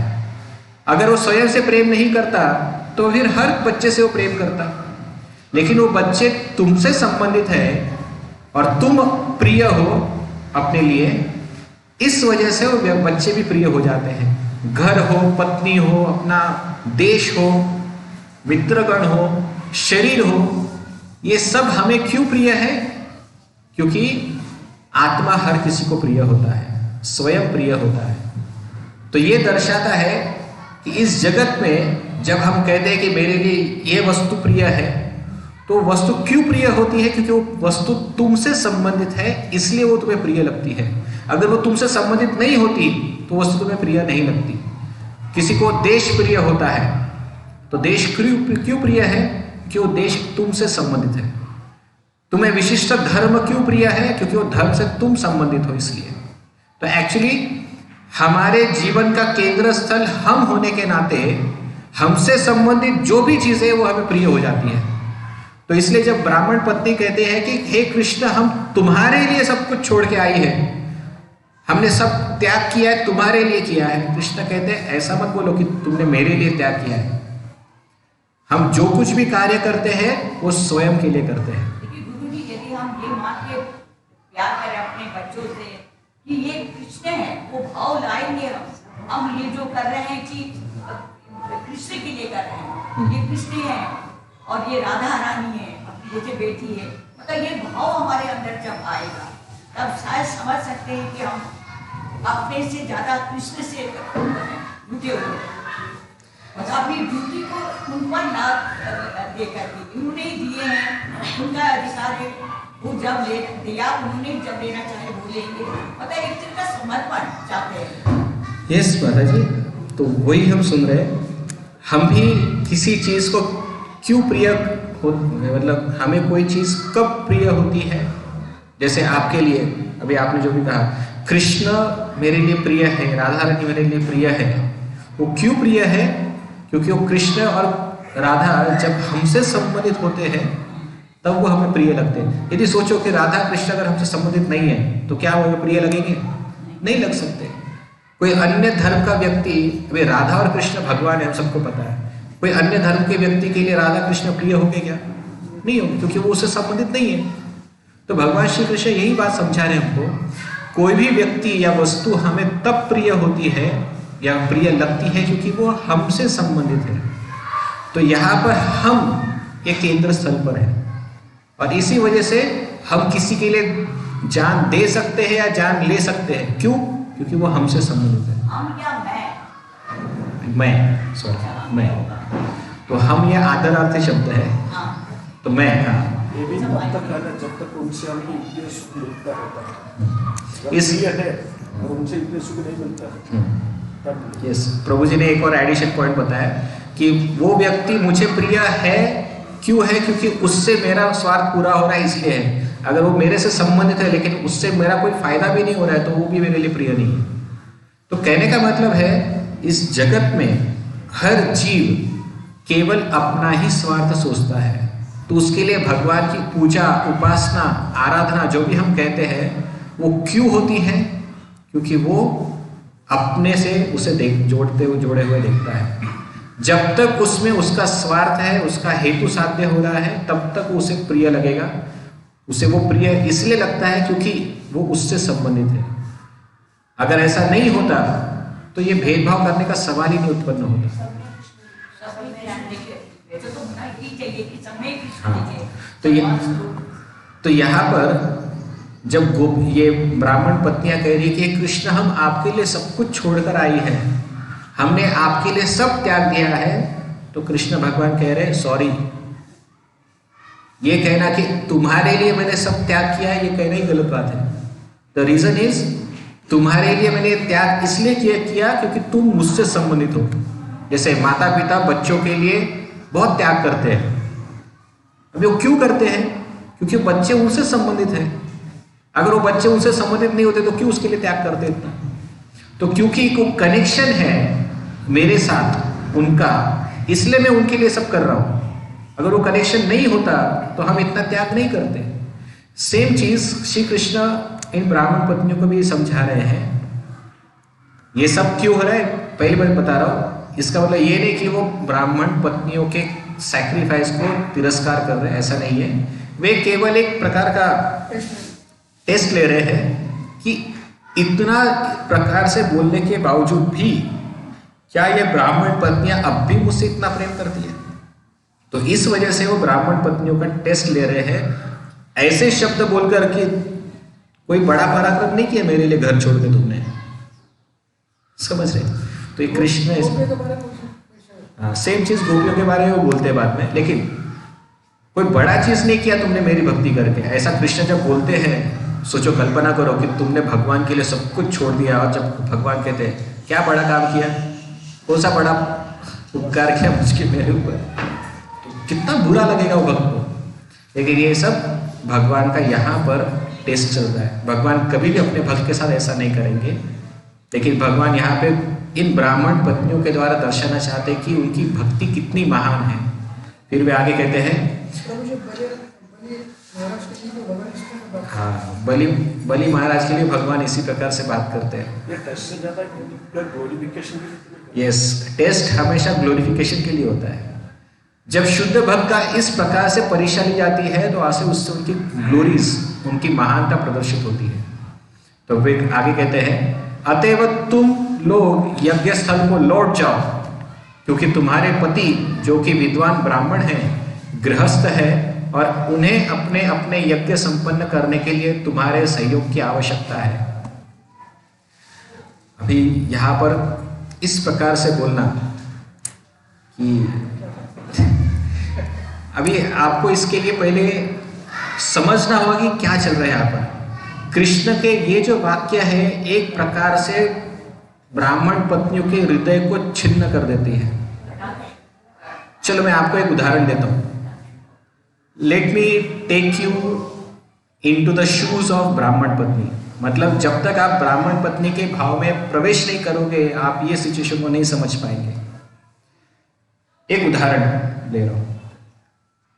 कल्पना करो आप सब स्त्रियां हो, कल्पना करो आप सब स्त्री हो और आप एक लड़के से प्रेम करती हो, बहुत प्रेम करती हो, लेकिन तुम्हारी शादी किसी और के साथ तय की जाती है तुम्हारे माता पिता द्वारा। तो तुम बहुत उत्सुक हो कि मेरा प्रियकर आएगा और मुझे यहां से उठा के ले जाएगा, लेकिन तुम्हारा प्रियकर आता ही नहीं। तो तुम सोचते हो कि चलो मैं ही कुछ करती हूं। तो वो बहुत कुछ एग्जैक्ट शादी का दिन होता है, अभी शादी लगने वाली होती है और तुम डिसाइड करती हो कि मैं भाग जाती हूँ यहाँ से। क्योंकि भाग जाना सबसे पहला ये विचार करना बहुत ही एक्सट्रीम स्टेज है। हाँ ठीक है, आज के बाद में नहीं कर सकते, लेकिन पहले के ज़माने में मंडप से भाग जाना मतलब उसको वापस कोई स्वीकार नहीं करेगा। ये 100% गारंटी, उसको समाज ने धिक्कार दिया से समझ लेने का।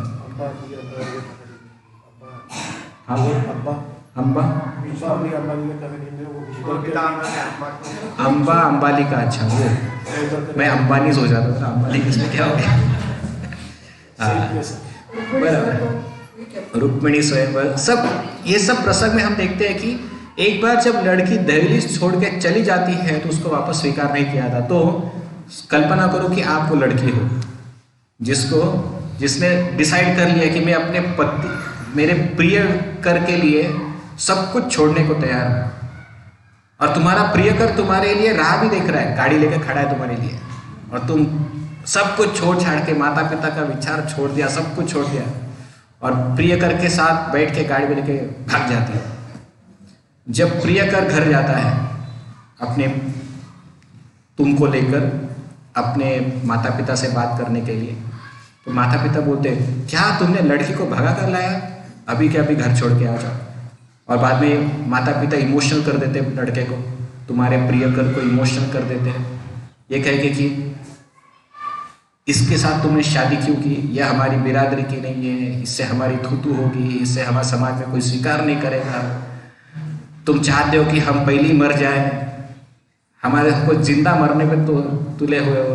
और इस बातों से वो लड़का भी इमोशनल हो जाता है, और इमोशनल होकर लड़का कहता है, तुम घर जाओ, मेरे माता पिता नहीं चाहते कि मैं शादी करूं, तुम घर चली जाओ। अभी सोचो लड़की क्या करेगी, वो लड़की ना घर जा सकती है, ना उसके ससुराल वाले उसको स्वीकार कर रहे हैं, वो तो डायरेक्टली उसके लिए तो सुसाइड जैसा सिचुएशन हो जाता है। सेम चीज ब्राह्मण पत्नियों के लिए भी है। ब्राह्मण पत्नी अपना सारा घर परिवार सब त्याग दिया उन्होंने, there is no turning back, और कृष्ण कह रहे हैं okay thank you for coming, आपने जो भी खाना खिलाया, प्रसाद खिलाया, बहुत अच्छा है, अभी आप घर जाओ। हाँ, तो ये सुनने के बाद सारी गोपियां परेशान हो जाती, सारी ब्राह्मण पत्नियां परेशान होती, फिर वो कहती है, बहुत ही रुंदन, मतलब उनके सभी ब्राह्मण पत्नियों का चेहरा जो है उदास हो जाता है, और सब रोते हुए ये शब्द कहते हैं, श्री पत्न्या उचुहु मैवं विभो अर्हति भवान् गतितुं निशंसम् सत्यं कुरुष्व निगमं तव पादमूलम् प्राप्तो वयं तुलसीदाम पदावसृष्टम् केशैर्निवोढुम् अतिलंघ्य समस्त बंधुम्। तो वे कहते हैं, ब्राह्मण पत्नियों ने उत्तर दिया, हे विभो, आप ऐसे कटु वचन न कहे, आपको चाहिए कि आप अपने उस वचन को पूरा करें जिन्हें आप अपने भक्तों को सदैव प्रतिदान करते हैं, क्योंकि अब हम आपके चरणों को प्राप्त है, अतः हम इतना ही चाहती है कि हम वन में ही रहती जाए, जिससे हम तुलसी दल की उन मालाओं को अपने सिरों पर धारण कर सके जिन्हें आप उपेक्षा पूर्वक अपने चरण कमलों से ठुकरा देते हैं। हम अपने सारे भौतिक संबंध त्यागने को तैयार है। तो यहाँ पर ब्राह्मण पत्नियों के जो शब्द है, इसको हम एक एक करके देखेंगे, क्योंकि हर शब्द इतने पावर पैक है कि हम इसको अच्छे से समझ लो। वे कहते हैं कि पहले कृष्ण से कहते हैं कि भाई you are speaking such harsh words. Harsh क्या बोला उन्होंने, नम्रता से तो कहा कि भाई चले जाओ घर पे, तुम्हारे पति तुम्हारी राह देख रहे हो। ये हार्श या ये कटु वचन इसलिए है क्योंकि ब्राह्मण पत्नियों ने ऐसे वचनों की अपेक्षा नहीं की थी। उन्हें लगा था कि कृष्ण हमारा स्वीकार करेंगे, लेकिन कृष्ण स्वीकार करने के बजाय ये कह रहे हैं कि तुम वापस घर लौट जाओ, और ऐसे घर लौट जाओ जहां पर कोई स्वीकार करने वाला है नहीं। तो सबसे पहली बात, कटु वचन दर्शाता है कि ब्राह्मण पत्नियों ने जो अपेक्षा की थी, श्री कृष्ण उसके एकदम विरुद्ध बर्ताव कर रहे हैं, इसलिए वो वचन जो है वो कटु वचन है। फिर वे कहती है कि आप आपके भक्तों को हमेशा तारने वाले हो, आप आपके भक्तों को हमेशा उद्धार करने वाले हो, ये तुम्हारा वचन है, आप अपने वचन से कैसे पलट सकते हो। जो कोई भी व्यक्ति आपके शरण में आता है वो व्यक्ति फिर से इस भौतिक जंजाल में नहीं पड़ता, ये आपके वचन है। तो हम न में भक्त्या प्रणश्यति, तो हम आपकी शरण में आए हैं और आप हमें वापस भेज रहे हो। तो ये दर्शाता है, ब्राह्मण पत्नियों का पूरी तरह से समर्पण दर्शाता है कि हम आपकी शरण में आए हैं और फिर भी आप कह रहे हो कि वापस चले जाओ। फिर श्री कृष्ण भगवान कहते हैं, लेकिन आप सब तो, हम आपका स्वीकार कैसे कर सकती है, कैसे कर सकता हूं मैं आपका स्वीकार? आप सब ब्राह्मण पत्नियां हो, ब्राह्मण घराने के हो, और मैं तो एक वैश्य हूं, साधारण सा ग्वाल हूं। जब लोग देखेंगे कि एक देखो कैसा ग्वाला है, कैसा वैश्य है, कि ब्राह्मण पत्नियों को अपने पीछे घुमा रहा है, तो लोग हंसेंगे मुझ पर। तो श्री कृष्ण ऐसा इस प्रकार का प्रत्युत्तर देते हैं। ये सब विश्वनाथ चक्रवर्ती ठाकुर कहते हैं। विश्वनाथ चक्रवर्ती ठाकुर अपने भागवतम के तात्पर्य में ये सब लिखा हुआ है। विश्वनाथ चक्रवर्ती ठाकुर कहते हैं, अरे आप सब ब्राह्मण हो, अरे मैं एक वैश्य हूं। एक वैश्य ब्राह्मण को कैसे स्वीकार कर सकता है अपने संगनियों के रूप में? तब ब्राह्मण पत्नी कहती है कि हम सब वो पदाधिकार छोड़कर आए हैं, हम अपने आप को ब्राह्मण समझती ही नहीं है।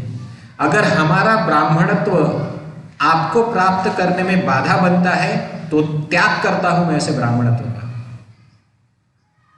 लोगों को कभी कभी अपना ब्राह्मण होने पर अभिमान होता है, स्वाभिमान होता है, लेकिन सब ब्राह्मण पत्नी कह रही है, अगर हमारे ब्राह्मण होना आपके शरण में आने में बाधा बनता है तो हम त्याग करते हैं ऐसे ब्राह्मण पद का। तो श्री कृष्ण भगवान कहते हैं कि लेकिन ऐसा भी तो है कि मैं तुम्हें स्वीकार नहीं कर सकता, क्योंकि मैं गोपियों से प्रेम करता हूं।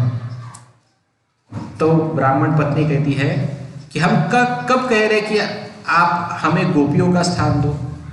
हम नहीं चाहती गोपियों का स्थान लेना, बस हम चाहते हैं कि जंगल में रहकर आपका सतत चिंतन करते रहे।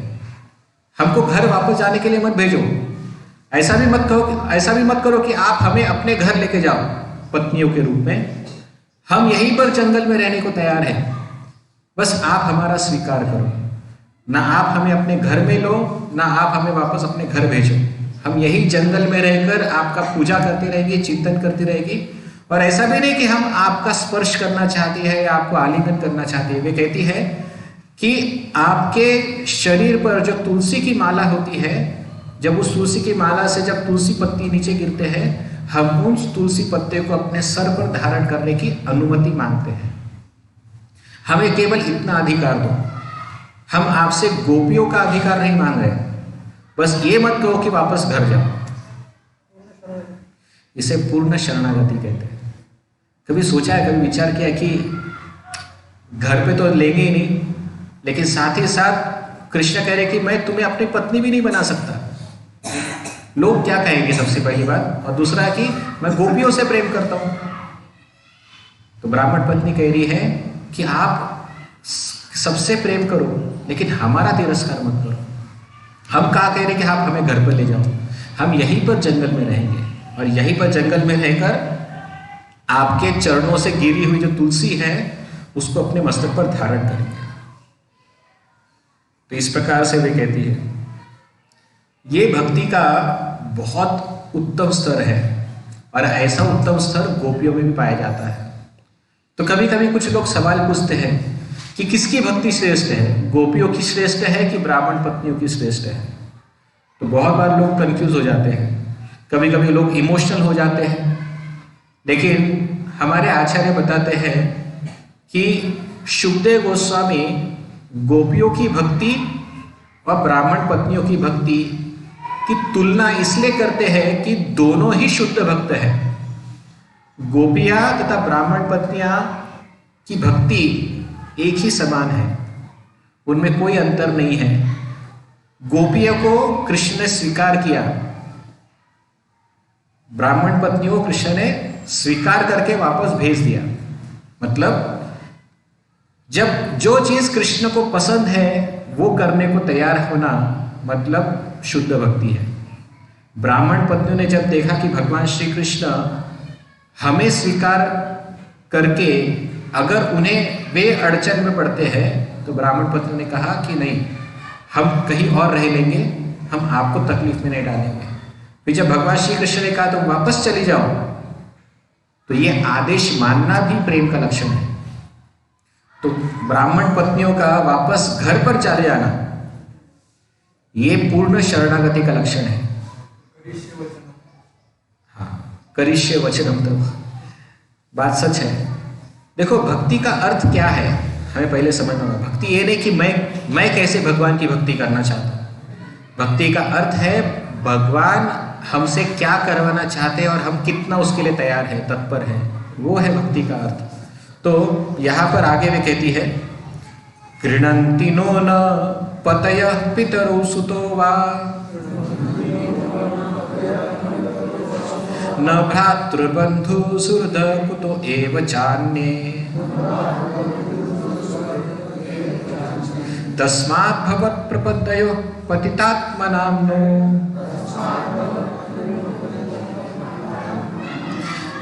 नान्या भवेत् गतिररिन्दम तत् विदेहि।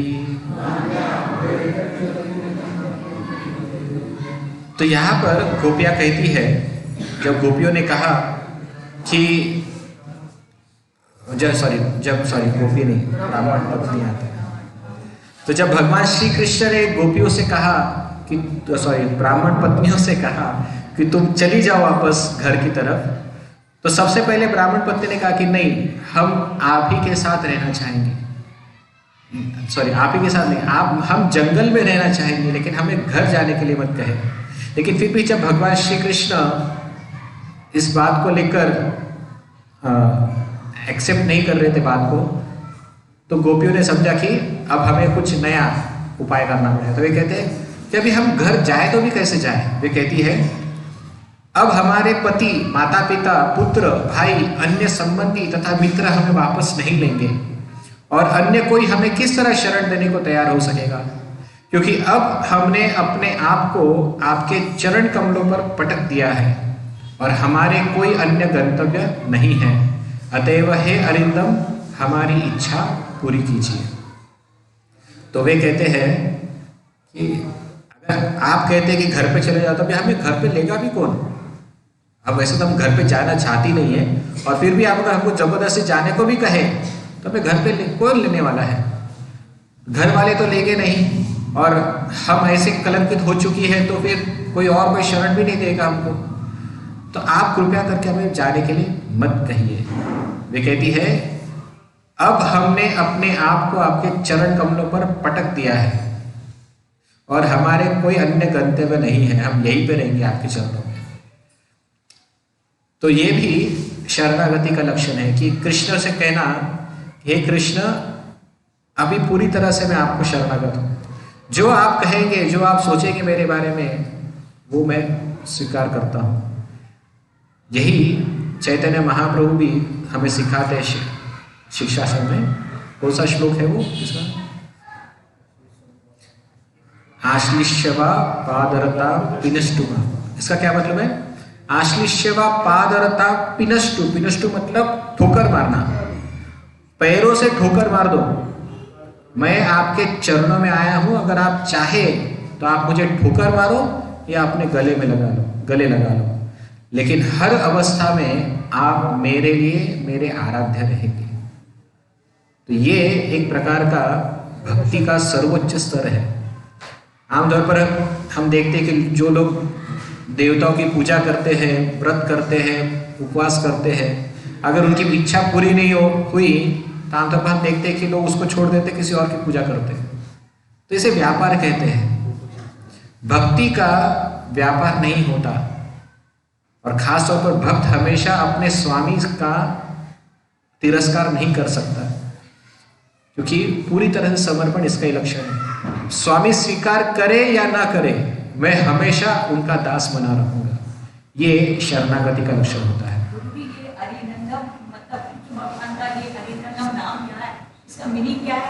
अरि मतलब शत्रु, और शत्रु का दमन करने वाला अरिंदम। ठीक है। फिर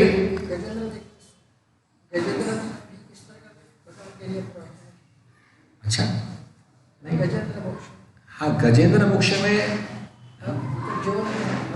हाँ ठीक है, अंत में ये आया था कि अभी मैं आपकी कृपा की याचना कर रहा हूँ, लेकिन आपकी इच्छा, अगर आप चाहे तो मेरा रक्षण करें या मैं मरने को स्वीकार करता हूँ। ठीक है। फिर आगे कहते हैं, पूर्ण पुरुषोत्तम भगवान ने उत्तर दिया, तुम यह विश्वास करो कि न तो तुम्हारे पतिगण तुम लोगों के प्रति शत्रुभाव रखेंगे, न ही तुम्हारे पिता, भाई, पुत्र, अन्य संबंधी जन या आम जनता। मैं स्वयं उन्हें सारी स्थिति समझा दूंगा, यहां तक कि देवतागण भी अपना अनुमोदन व्यक्त करेंगे। तो यहां पर श्री कृष्ण ने आश्वासन दिया कि तुम चिंता मत करो, तुम्हारा कोई तिरस्कार नहीं करेगा, मैं उनको सब समझाऊंगा। अभी अगर देखेंगे पूरा प्रसंग तो श्री कृष्ण कभी ब्राह्मणों से मिले ही नहीं, तो श्री कृष्ण कब समझाते इन ब्राह्मणों को, बताओ? परमात्मा के रूप से। परमात्मा के रूप में भगवान उन ब्राह्मणों के हृदय में परिवर्तन कर लाते हैं और वे ब्राह्मणों को समझाते हैं उस तरह से। फिर वे कहते हैं यहां तक कि देवतागण भी अपना अनुमोदन व्यक्त करेंगे। इसका अर्थ यह हुआ कि कोई कहेगा कि देखो, एक ब्राह्मणी स्त्री अपने पति को छोड़कर किसी और के पास चली जाती है तो ये कितनी उल्टा स्त्री है। इसके लिए शास्त्रों में ऐसे व्यभिचारी स्त्री को नरक में बहुत भयंकर दंड दिया जाता है और देवतागण भी ऐसे स्त्री का अवहेलना करते हैं। तो यहाँ पर भगवान श्री कृष्ण बताते हैं कि देवतागण भी तुम्हारे इस कार्य को स्वीकार करेंगे और उसको तिरस्कृत नहीं करेंगे। तो एक तरह से उन्होंने ये भी कहा कि तुम्हारा ये जो कार्य है, ये कार्य देवतागण भी अस्वीकार मतलब तिरस्कार नहीं कर सकते, वे स्वीकार करेंगे इस बात को। तो इस प्रकार से श्री कृष्ण ने ये सब उनसे कहा, लेकिन फिर भी ये ब्राह्मण पत्नी जाने को तैयार नहीं थी। ब्राह्मण पत्नियां वहीं पर रुकी हुई थी। फिर फाइनली भगवान श्री कृष्ण को कहते ना कि फाइनल अस्त्र वे बताते हैं, तुम सबों को मेरे शारीरिक सानिध्य में रहना निश्चय ही इस जगत के लोगों को अच्छा नहीं लगेगा, न ही इस प्रकार से तुम मेरे प्रति अपने प्रेम को ही बढ़ा सकोगे। तुम्हें चाहिए कि तुम अपने मन को मुझ पर स्थिर करो और इस तरह शीघ्र ही तुम मुझे पा सकोगे। तो यहाँ पर भगवान श्री कृष्ण बता रहे हैं कि वास्तविक प्रेम का क्या अर्थ होता है। यहाँ पे ब्राह्मण पत्नियां अपना प्रेम, अपनी शरणागति प्रकट कर रही है। तो शरणागति और प्रेम का अर्थ क्या होता है? जो तुम्हारे प्रियकर को पसंद हो, जो तुम्हारे प्रियकर के हित में हो, वो कार्य करना प्रेम का लक्षण होता है। मुझे क्या चाहिए, मेरी क्या अपेक्षा है, ये प्रेम का लक्षण नहीं है। प्रेम का लक्षण वो है जब तुम्हारा प्रिय व्यक्ति को जो पसंद है, जो प्रिय है, जो हित में है, वो करना प्रेम का लक्षण होता है। तो यहाँ पर भगवान श्री कृष्ण कहते हैं उनसे कि इस अवस्था में तुम्हारा मेरे साथ सानिध्य बनाए रखना ये इस जगत में शोभनीय नहीं होगा। इस वजह से तुम्हें घर जाना चाहिए। वे कहते हैं कि सानिध्य में जो प्रेम होता है उससे कहीं बढ़कर जो प्रेम होता है दूर रहकर होता है। और इसलिए वे कहते हैं कि तुम हमेशा तुम्हारा मन मुझ पर स्थिर करो और इस प्रकार से नित्य निरंतर मेरा चिंतन करो, इससे तुम्हारा प्रेम और बढ़ेगा, इससे तुम मुझ पर और आसक्त हो सकोगे। और वास्तविक भगवान की भक्ति का आशय ही वही होता है कि अधिक से अधिक भगवान का चिंतन जितना तीव्रता से हो उतना ही भक्ति में प्रगति होती है। तो श्री कृष्ण भी ब्राह्मण पत्नियों को यही कह रहे हैं, यही सुझाव दे रहे हैं कि मैं चाहता हूं कि तुम घर जाओ। वो अपना ये भी कह रहे हैं कि अपना कर्तव्य भी पूरा करके के साथ मुझे में हो रहा हो बस। नहीं, यहाँ पर यही एक थोड़ा सा अंतर है ब्राह्मण पत्नियों का। यहाँ पे ब्राह्मण पत्नियों को कर्तव्य करने की बात नहीं कह रहे। हम देखेंगे आगे भी आएगा प्रसंग कि ब्राह्मण पत्नियां पूरी तरह से इन सब कर्तव्यों से परे हो चुकी है। उनको घर, परिवार, संतति, इन सब कर्तव्यों से परे हो चुके हैं, क्योंकि उनका जो प्रेम है, उनका जो भगवान के प्रति आकर्षण है, वो इन सब कर्तव्यों को झुठला रहा है। मतलब श्री कृष्ण ये नहीं कह रहे कि तुम अपने घर जाके अपने कर्तव्य में लग जाओ, ऐसा कहते ही नहीं है। यहाँ तक कि श्रील जीव गोस्वामी भी ये कहते हैं कि जब ब्राह्मण पत्नियां वापस जब अपने घर पर गई तो उनका ब्राह्मणों के साथ फिर से पत्नीवत संबंध नहीं था, उनका अपने घर गृहस्थी के साथ फिर से वैसा ही संबंध नहीं था परिवार के साथ। अभी पूरी तरह से उनका चिंतन कृष्ण में रहता था। मतलब एक प्रकार से ऐसा कहो कि there is no family relationship at all for Brahmin पत्नी, लेकिन घर में रहते थे। किसके लिए घर में रहते थे वो भी बताया है जीव गोस्वामी ने। घर पे इसलिए रहते थे ताकि समाज कृष्ण को कुछ बुरा भला न करे। केवल इसी भावना से वो ब्राह्मण पत्नियां घर पर गई थी, अन्यथा फैमिली रिलेशनशिप खत्म हो चुका था। There is no husband wife relationship at all, there is no child and mother relationship, वो सब खत्म हो चुका था ये सब चीजें।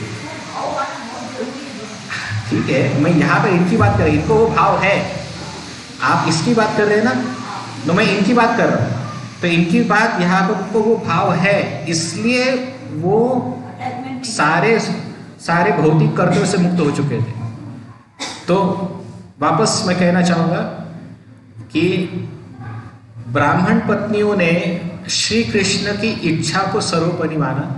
उन्होंने अपने इच्छा को साइड में रखकर श्री कृष्ण क्या चाहते हैं, उन्हें क्या पसंद आएगा, और उनकी इच्छा है कि हम घर जाएं, हम घर जाएंगे, ये स्वीकार करके वो घर जाने को तैयार हो जाती है। श्री कृष्ण आगे के श्लोक में कहते हैं, मीरा बाई को कंपेयर नहीं कर सकते उनके साथ। ब्राह्मण पत्नी are very high, even I don't know Meera Bai का कंपेयर कर सकते कि नहीं, लेकिन फिर भी ब्राह्मण पत्नियों का स्तर बहुत ऊंचा है।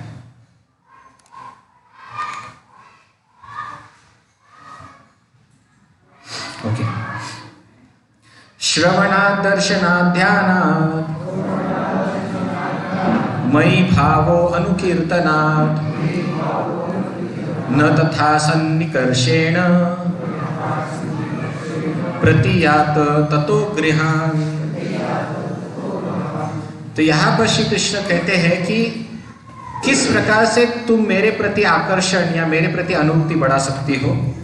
तो बताते हैं, मेरे विषय में सुनने, मेरे अर्च विग्रह स्वरूप का दर्शन करने, मेरा ध्यान धरने तथा मेरे नामों एवं महिमाओं का कीर्तन करने से ही मेरे प्रति प्रेम बढ़ता है, भौतिक सानिध्य से नहीं। अतएव तुम लोग अपने घर को लौट जाओ। तो भगवान के प्रति आकर्षण, प्रेम कैसे बढ़ता है, उसका सीक्रेट भगवान यहाँ बता रहे हैं।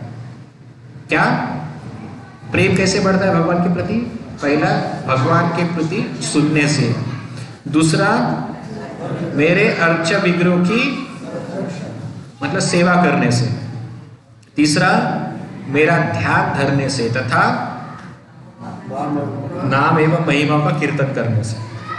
ये चार प्रोसेस भगवान श्री कृष्ण बता रहे हैं भगवान के प्रति प्रेम उत्पन्न करने के लिए। तो ये करने से भगवान के प्रति प्रेम उत्पन्न होता है, ना कि सानिध्य से।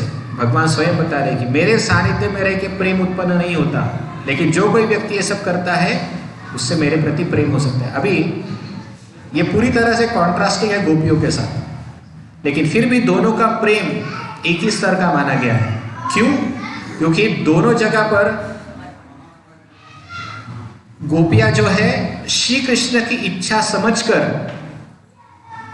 रासस्थली पर रुकी रही, और यहां पर ब्राह्मण पत्नी भी कृष्ण की इच्छा समझकर घर पे लौट गई। दोनों ही अवस्था में गोपियां तथा ब्राह्मण पत्नियां जो थी श्री कृष्ण को प्रसन्न करना चाहते थे। दोनों का ध्येय केवल एक ही था, कृष्ण की प्रसन्नता। एक गोपियों के संग में कृष्ण की प्रसन्नता रासलीला में थी, इस प्रसंग में कृष्ण की प्रसन्नता ब्राह्मण पत्नियों के घर वापस जाने में थी। ये दोनों शरणागति के लक्षण दर्शाते हैं। तो भगवान चाहे तो अपने साथ रख भी सकते हैं या अपने से दूर भी रख सकते हैं। भक्त कभी भी ये नहीं कहेगा कि जो मेरे पास जो कृष्ण से नजदीक है वो श्रेष्ठ भक्त है और जो कृष्ण से दूर है वो कम कनिष्ठ भक्त है, ऐसा नहीं होता। श्री कृष्ण जिस चीज की अपेक्षा करते हैं यदि भक्त वो करने को तैयार है वो श्रेष्ठ भक्त होता है। तो यहाँ पर ब्राह्मण पत्नियों की भक्ति उतनी ही श्रेष्ठ है। ठीक है, जब वे स्त्रियां लौटकर घर गई तो उनके ब्राह्मण पतियों को तुरंत पछतावा हुआ और वे कहने लगे, कृष्ण से शत्रुभाव रखने वाले व्यक्ति के 3 जन्म वीर्यज, ब्राह्मण तथा याज्ञिक निंदनीय बन जाते हैं। दूसरी ओर ये स्त्रियां हैं जो ब्राह्मण जाति के संस्कारों के बिना या कोई तपस्या अथवा पवित्र अनुष्ठान किए बिना ही कृष्ण भक्ति के द्वारा आसानी से मृत्यु के बंधन से छूट गई है। क्योंकि कृष्ण की सारी इच्छाएं पूर्ण रहती है, अतएव भोजन की भीख मांगना तो हम ब्राह्मणों के प्रति केवल उनकी कृपा है। वैदिक यज्ञ के फल ही क्यों, पृथ्वी की सारी वस्तुएं उन्हीं के ऐश्वर्य है, तो भी अज्ञानवश हम इस तथ्य को नहीं समझ पाए। तो यहाँ पर जब ब्राह्मण पत्नियां वापस घर लौटी तब तक परमात्मा रूप में भगवान ने उन पतियों के या उन संबंधियों के हृदय में पूरी तरह से परिवर्तन करा दिया।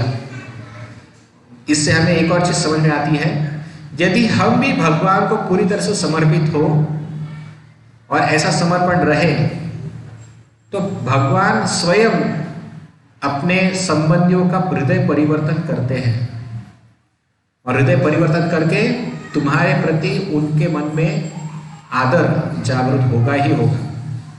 तो ऐसा समर्पण होना चाहिए। फिर वे कहते हैं कि ब्राह्मण कहते हैं कि हम देखो कितने, मतलब हमारा 3 दीक्षा हुआ है, पहले 3 जन्म हुए हैं। पहला मतलब रेगुलर माता पिता के द्वारा जन्म, दूसरा ब्राह्मण दीक्षा, तीसरा याज्ञिक दीक्षा। ये दीक्षा होने के बावजूद भी हम भगवान को नहीं समझ पाए। लेकिन ये जो स्त्रियां हैं, हमारी पत्नियां हैं, इन्होंने ये कोई कर्म किए नहीं है, लेकिन फिर भी इनको कृष्ण के प्रति इतना स्वाभाविक प्रेम उत्पन्न हुआ है। हमारे आचार्य बताते हैं कि क्यों इन ब्राह्मण पत्नियों के मन में इतना प्रेम कृष्ण के प्रति कैसे आया। तो सेम अगेन, ये जो ब्राह्मण पत्नियां थी ये कृष्ण के बारे में हमेशा सुना करती थी।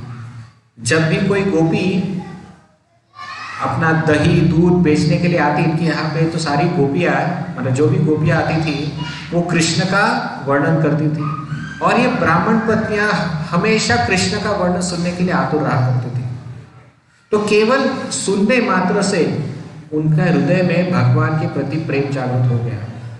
तो ये है भगवान के नामों का, भगवान के गुणों का महिमा श्रवण करने का परिणाम, कि जिन्होंने कभी कृष्ण को कभी देखा भी नहीं था, ऐसी ब्राह्मण पत्नियां केवल भगवान के गुणों का श्रवण करने से इतनी महान स्तर पर पहुंच गई। तो ब्राह्मण कह रहे थे हमें पता नहीं कि कैसे वो इतनी महान भक्त बनी, लेकिन अब हम उनको स्वीकार करते हैं। हम भगवान कृष्ण की माया शक्ति से मोहग्रस्त थे, अतएव हम आदि भगवान के रूप में उनके प्रभाव को नहीं समझ सके। अब हमें आशा है कि वे कृपा पूर्वक हमारे अपराधों को क्षमा कर देंगे। इस प्रकार कृष्ण की उपेक्षा करने से उनके द्वारा जो अपराध हुआ था उसका स्मरण करते हुए उनका दर्शन करने के लिए वे अति उत्सुक हो उठे, किंतु कंस से भयभीत होने के कारण उन्हें व्रज जाने का साहस नहीं हुआ। तो ये लास्ट लाइन जो है वो दर्शाता है, एक बहुत ही अच्छा टेक्निकल पॉइंट यहाँ पर आता है। देखो, भगवान की कृपा से उन्होंने ब्राह्मण पत्नियों को स्वीकार कर लिया और केवल स्वीकार नहीं किया, उन्हें अपने से बढ़कर माना, ब्राह्मण पत्नियों को अपने से बढ़कर माना और बाद में पश्चाताप भी हुआ कि हम कैसे पापी हैं कि हमें इतना अहंकार हो चुका था कि हमने कृष्ण के वास्तविक स्थिति को नहीं समझ पाए। और वे चाहते भी थे कि कृष्ण के पास स्वयं जाकर क्षमा मांगे, लेकिन वे डरते थे कि अगर जब कंस को पता चलेगा कि हम सब ब्राह्मण कृष्ण के चरणों में गिर पड़े हैं तो कंस हमको दंडित कर सकता है। तो इस डर से वो कृष्ण के पास जाना चाहते हुए भी नहीं जा सके। तो कितना कॉन्ट्रास्ट है देखो ब्राह्मण पत्नियों में और ब्राह्मणों में। तो एक है पश्चाताप होकर भक्ति की श्रेष्ठता को स्वीकार करना कि अच्छा है, लेकिन ये समर्पण है वो इतना आसान नहीं है। ब्राह्मण पत्नियों को जब कहा गया कि वापस आपको घर नहीं दिया जाएगा, मतलब एक प्रकार से सोशल सुसाइड था वो पत्नियों के लिए। जबकि यहाँ पे ब्राह्मण जो है, ये ब्राह्मण जा सकते थे कृष्ण के पास, लेकिन कंस के डर से वो घर के बाहर नहीं निकल पाए। मतलब उन्हें अपनी जीविता का बहुत ही डर था कि अरे हम अगर गए और कंस को पता चला तो कंस हमको मार देगा। तो ये शरणागति नहीं थी उनकी, जबकि उनका हृदय परिवर्तन हुआ था कृष्ण की कृपा से, लेकिन फिर भी शुद्ध भक्त के स्तर पर नहीं थे। ठीक है, इसके बाद आचार्यगण हमें समझाते हैं, जैसे मैंने आगे कहा, जीव गोस्वामी जी का वर्णन है कि इन सब प्रसंगों में ब्राह्मण पत्नियां तथा ब्राह्मणों, उनका जो इसके बाद वाला जो गृहस्थ जीवन था वो पहले जैसा नहीं रहा।